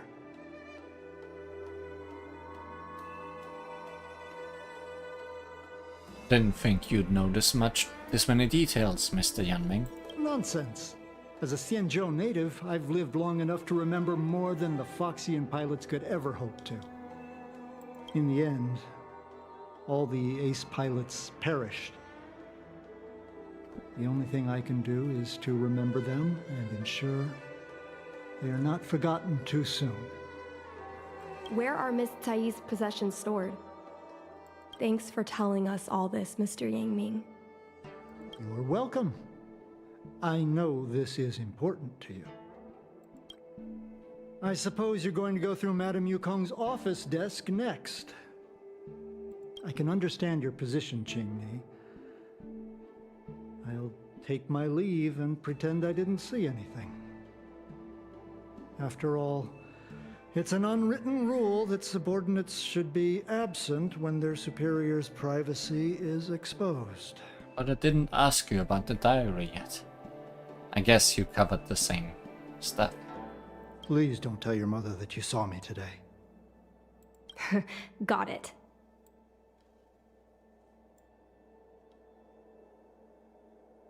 Don't let us catch you nosing around here again. You're a cheeky one. You're lucky I have a sense of humor. Hurry. Madame Yukong will be back soon. Do you have any other questions? Madame Yukong will be back soon.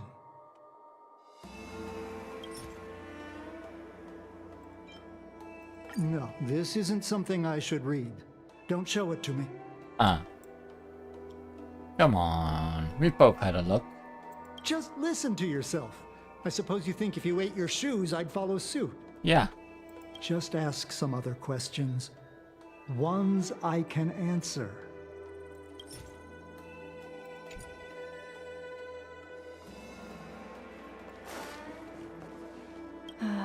My mom keeps lots of stuff in her desk. Let's have a look. This desk has space to put stuff? Yeah, how? That's the selling point of this desk. Super simplistic design with super spacious hidden compartments. Lots of office staff use this desk. Is the space in the floor? There are hidden compartments on the left, right, and under the desktop. Which one should we check first? Left. A paper kite, personal letters, and a copy of Otherworldly Delights? So Mom likes these kinds of novels? Huh, I thought she'd prefer more heroic stuff. But what we're looking for isn't here. There are hidden compartments on the left. Right. There's some exhibition material, not sure if it's relevant. This is the Fallen Heroes Archive. Mom stored them right next to her. Every time our pilots returned from the battlefield, my mother would tell me never to forget the cost of victory. But what we're looking for isn't here. There are hidden compartments on the left. Got it. This looks similar to Mom's diary, but it looks like it belonged to Miss Tsai. Ah, the other sign of the diary, the exchange diary. Yukong, I'm happy to have a chance to fight side by side with you. When the pair assignment was sent out, I was so nervous that I didn't dare to open and check it, fearing that we wouldn't be paired up. It's not like I can't bear to part with you, but I was worried to leave you with the others. Leave you with the others, with your fiery temperament. When you actually get to the battlefield, don't act recklessly like you do now, always charging in with hot-headedness. Before taking action, I think more about the consequences, but it's okay. I don't want to talk about this anymore, or you'll accuse me of nagging like an old crone again. In any case, We need to work together, using our individual strengths, to create our own legends in the vast sky. I look forward to fighting in the vast skies with you, so much so that I'm finding it hard to fall asleep. Yukong, don't cry. There's no need to be sad. My husband was the one who died. You are crying more than I am. After so many years of fighting, you are still so emotional. I'm envious. Being a fighter pilot has always been a harrowing decision. Since we chose this path, we have to be mentally prepared. What's important is not whether we can survive by luck, but whether we can live up to the value of a pilot's life. Guang Yuan and his partner managed to keep an entire Borisin fleet at bay. They were heroes. To me, that is enough. I've heard it said that the greatest happiness in life is being able to choose how you die. From this perspective, to fight for the Xianzhou Alliance, no, for the people of the entire cosmos, to die on the battlefield after a lifetime of military service, Guang Yuan is probably happy. Of course, you better not have this kind of happiness. Just live another 200 years, behave, and then die of old age for me. Yukong, it's been a long time. I'm still on my maternity leave in the rear. Everything is fine. With the stalemate happening right now, you must be very busy, but when you have the chance, please take a moment to write an exchange diary entry for me, so that I can know you are still safe. And also, I have a mountain of things I want to talk to you about. Firstly, an announcement. I've already decided on a name for our child.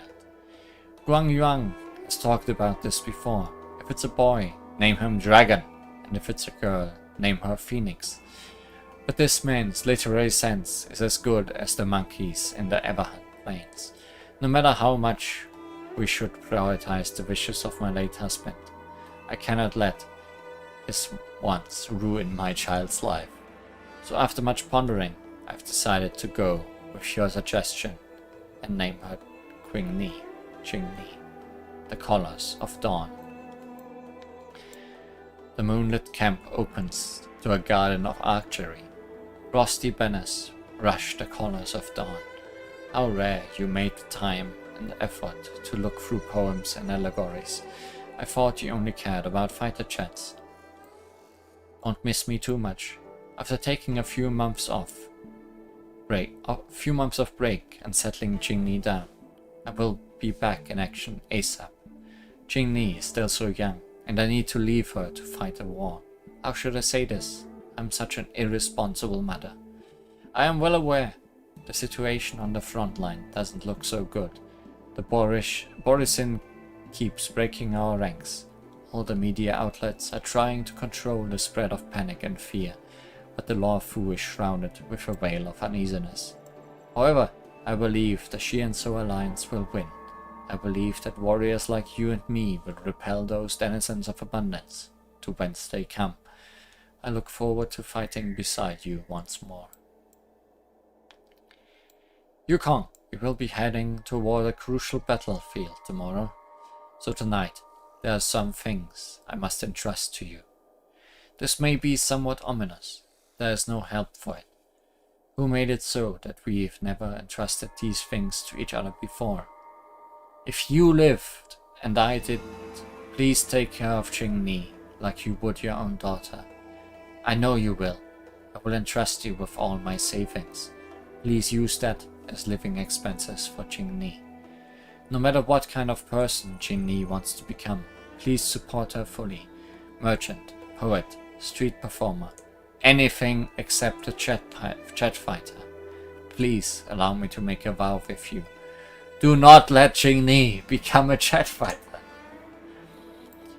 When we enlisted, you wrote in this diary, our fighter chats would be hung in space by their lonesome selves, like ships sailing in the middle of the ocean. Some may call this feeling lonely, but I prefer to call it freedom. I really love this segment because I thought the same, but that's enough. Loneliness or freedom, we've already tasted it all. Promise me, don't let that child touch the sky.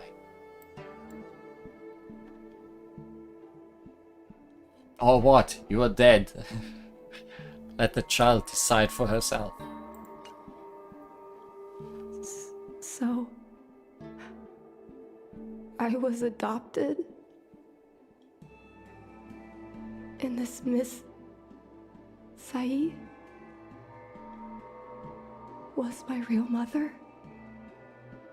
I suppose I've always had a feeling. But now I know the truth. I feel like I'm dreaming. Have you looked at yourself and your mother at any point? You don't look very alike. I mean, she is a playable character, you are not. Yeah, and your hair has no green in it. Don't let that child touch the sky. Is this why Mom refuses to let me become a fighter pilot?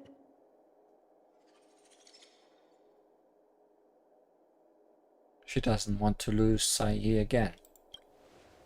For a pilot, the most important oath before departure is the promise to bring your comrade back. Mom didn't manage to bring her comrade back. So she vowed to prevent me from setting out. Not only am I her daughter, I'm also her final promise to Sae. I never thought my dream would put Mom in such a difficult situation. I feel a lot closer to Mom after reading this diary. Even if we're not connected by blood. I understand her a lot more now. I'm gonna become a pilot anyways. Can you come with me one more time? I want to have a proper chat with Mom. No problem. Yes. Thank you.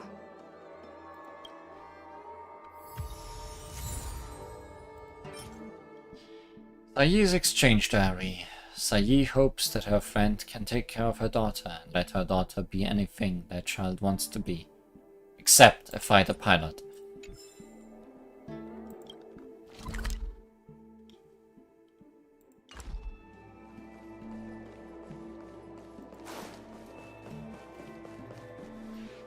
You're all done? Did it go smoothly? Could say so. I see. Let's find Helmmaster Yukong. We'll accompany you. We're here to help, but she and I really shouldn't interject when you're conversing with your mother. It's okay. I understand. Just having you stand next to me is already a great help, benefactors.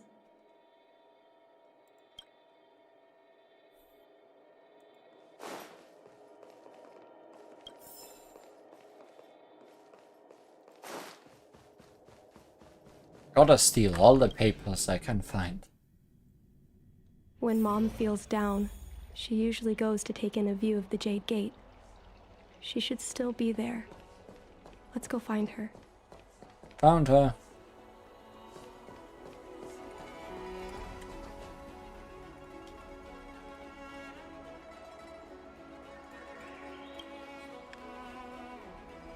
Mom?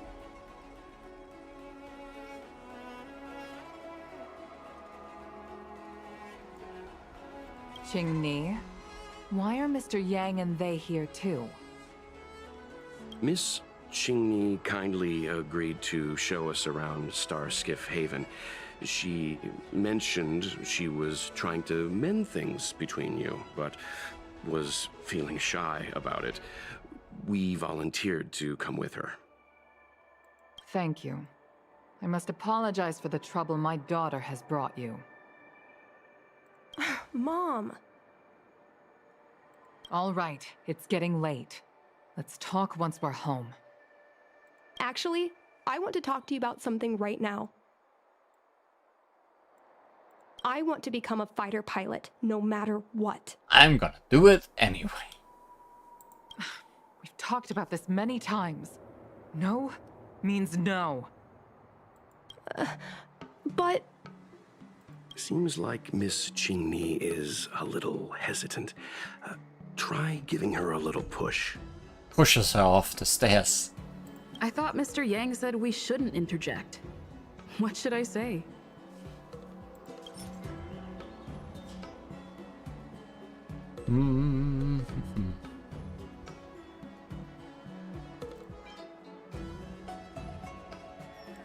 Is that Sai's diary? How did you... I understand now. I'm sorry, Qingni. I cannot support your dream because I made a promise to someone else. I don't expect to gain your forgiveness. I just hope you can understand my reason. Mom, what are you talking about? I'm your daughter. Our bond is bigger than forgiveness and reason. I'll listen to anything you have to say.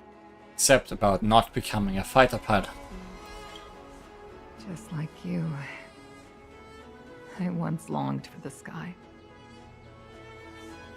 I know what it feels like to fly through infinite space, to be surrounded by the vast expanse of nothingness, with unimaginable splendors looming in the distance, to float like a single leaf in the fathomless stellar sea. Some called it loneliness, but we called it freedom. Sai was like that too. We were friends since childhood. We flew starskiffs everywhere, causing trouble until the knights caught us and dragged us before General Jingyuan. We soon became the most elite fighter pilots of the Skyfaring Commission. It wasn't an easy life. You could even say it was a cruel one. You never knew if the friend next to you would make it back alive. Of course, the same could be said of yourself. But those are my best memories. We would strike out into the sky, repelling demons and upholding justice. The blood we shed bore witness to it all. The life of a Foxian is short and fleeting. Surely we should dedicate ourselves to such glorious aims. System space all clear today. Great weather for flying.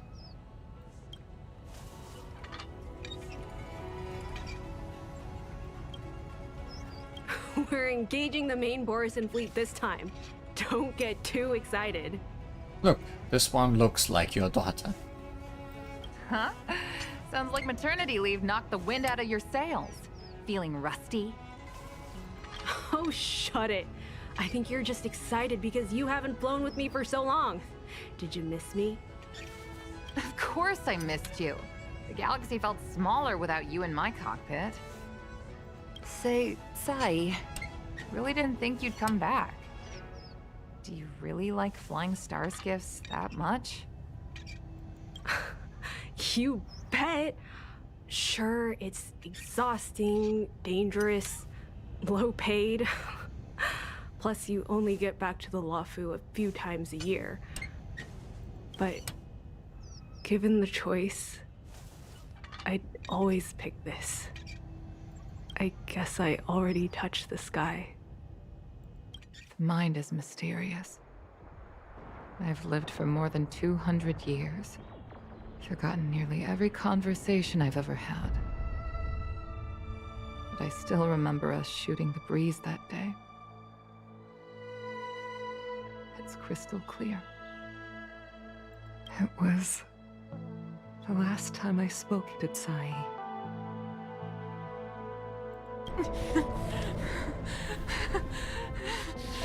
Sai? Hold on, Sai. Sai, open your eyes. Sai?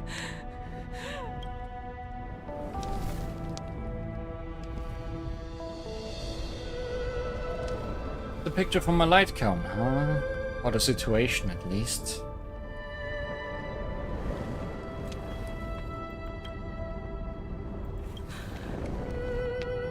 Thank you. Nico. I've had a good life. But please,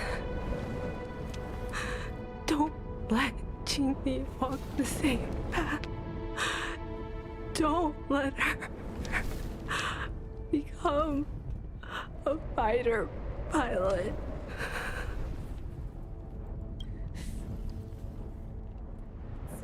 She's your daughter. You'll be able to tell her yourself, do you hear? The rescue's almost here. Stay with me. Jingni is waiting for you. She lost Guang Yan. She can't afford to lose you too. Wake up! Sai! Sai!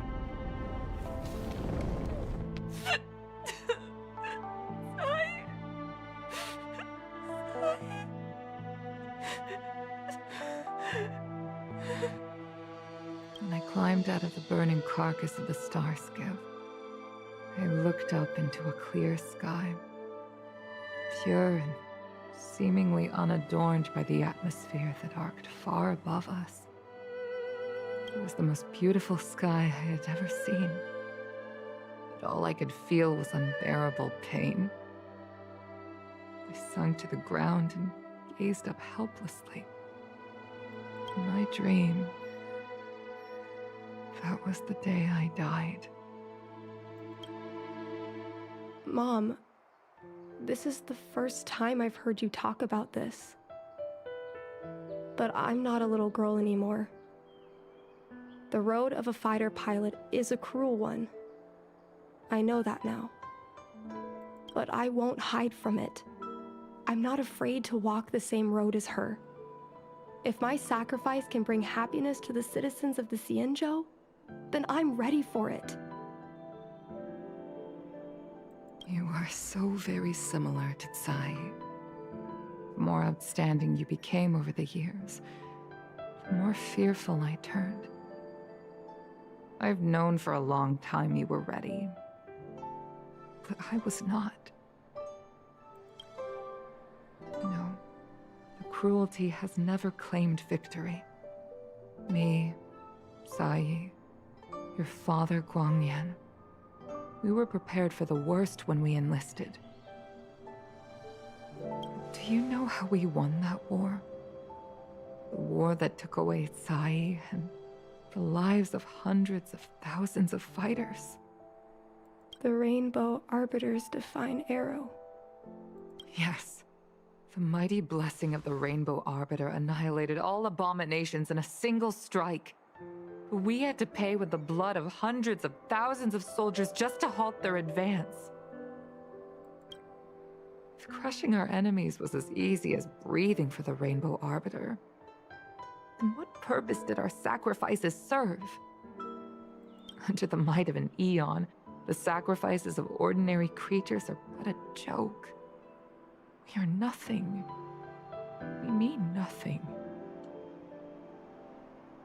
That's certainly a new way of looking at things.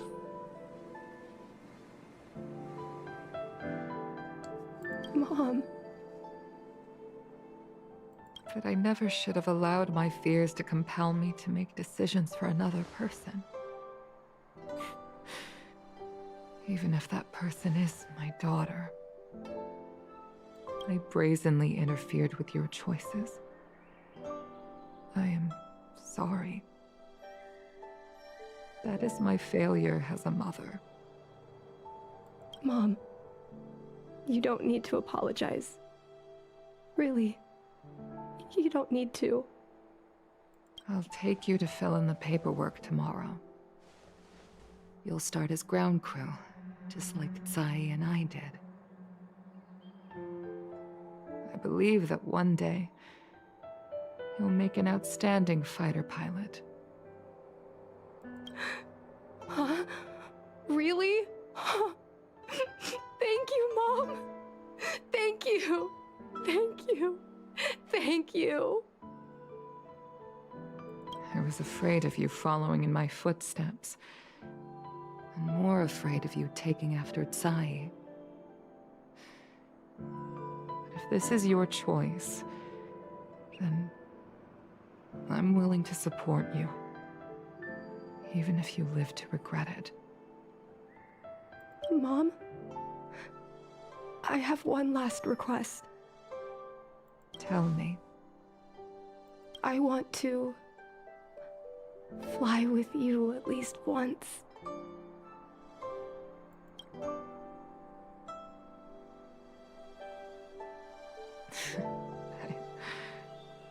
I'm afraid I can't.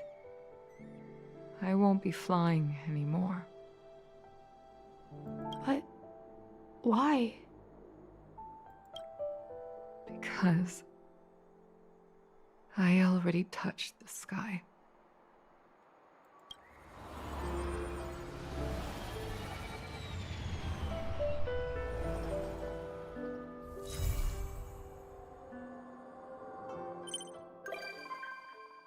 Yukong has become a visitor to the Express. You might come across Yukong when you return to the Express.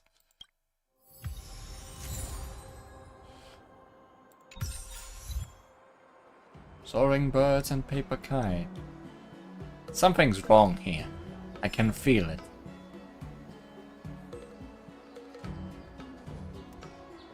There is... Yukong, you have 2 daughters now. How did that happen?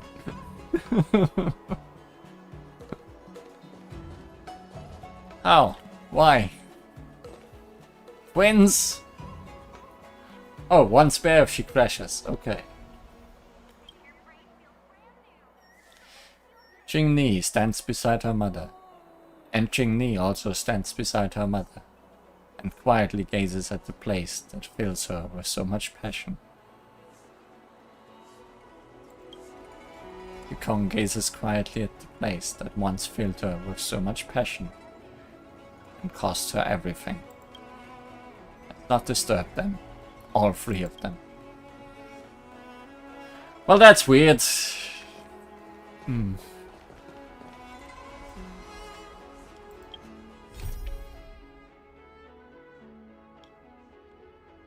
Weiler.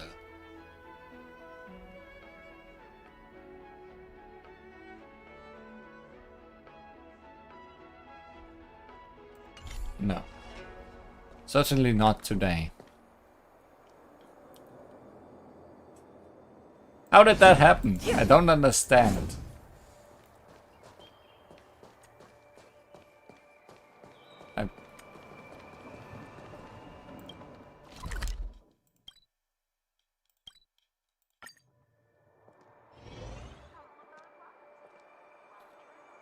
Yeah.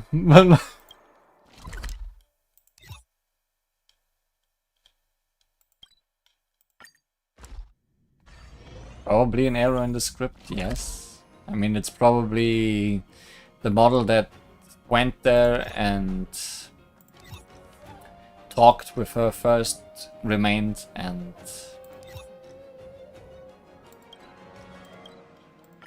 then a new one spawned after the cutscene and all that. It's getting late. Where to And now? now they're all gone.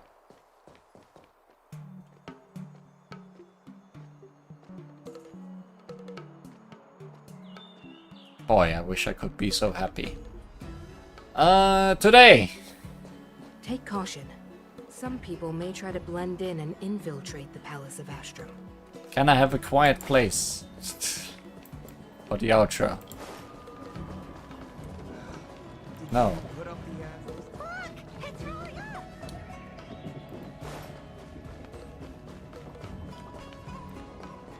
Today was a day of talking about foxes that died.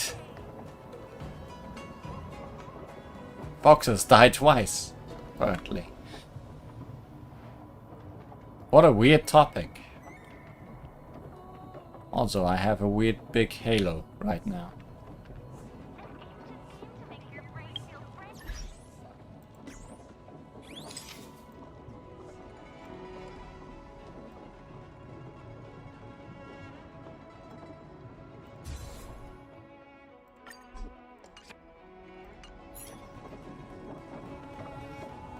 Foxes that die twice, also they come in pairs, yes. Well, that was not entirely the plan for today, I must say. Plan was to do the story and then check out a new event that started. Because it needed completing the new story to get this event unlocked. But I guess we have 17 days, so we will be back. We also can get another Su Shang from this. How many Su Shangs do I have?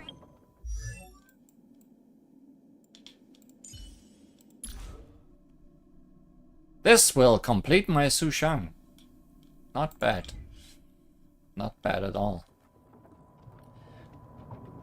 But yeah, I guess that will be for another time.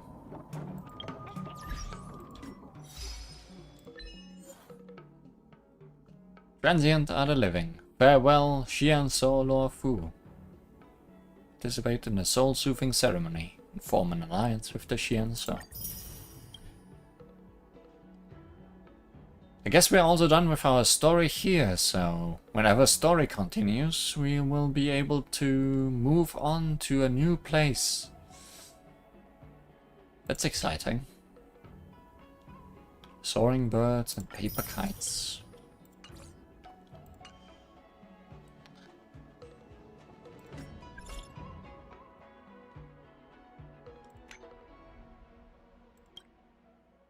Hey, are you busy these days? I would like to ask you to accompany me on a certain task. Want me as a bodyguard?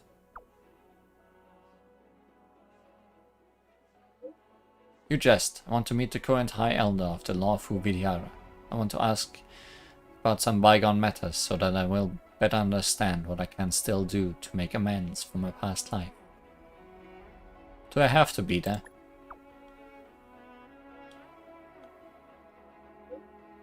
I fear complications will arise if I go alone. But with you present, things are different.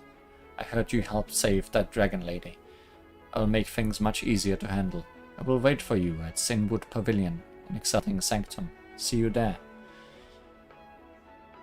That's Dan Heng's companion quest. Oh well. Also, it's what he told us he would do. So I guess he wants us to be there after all with him.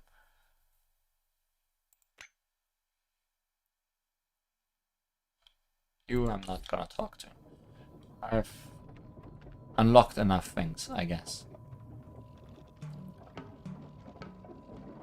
Actually, I should unlock it though, so that I do not forget.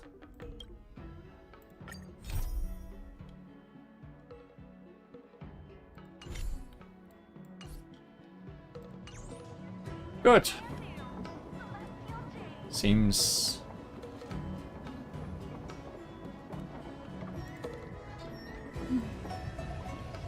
we have a long road ahead of us.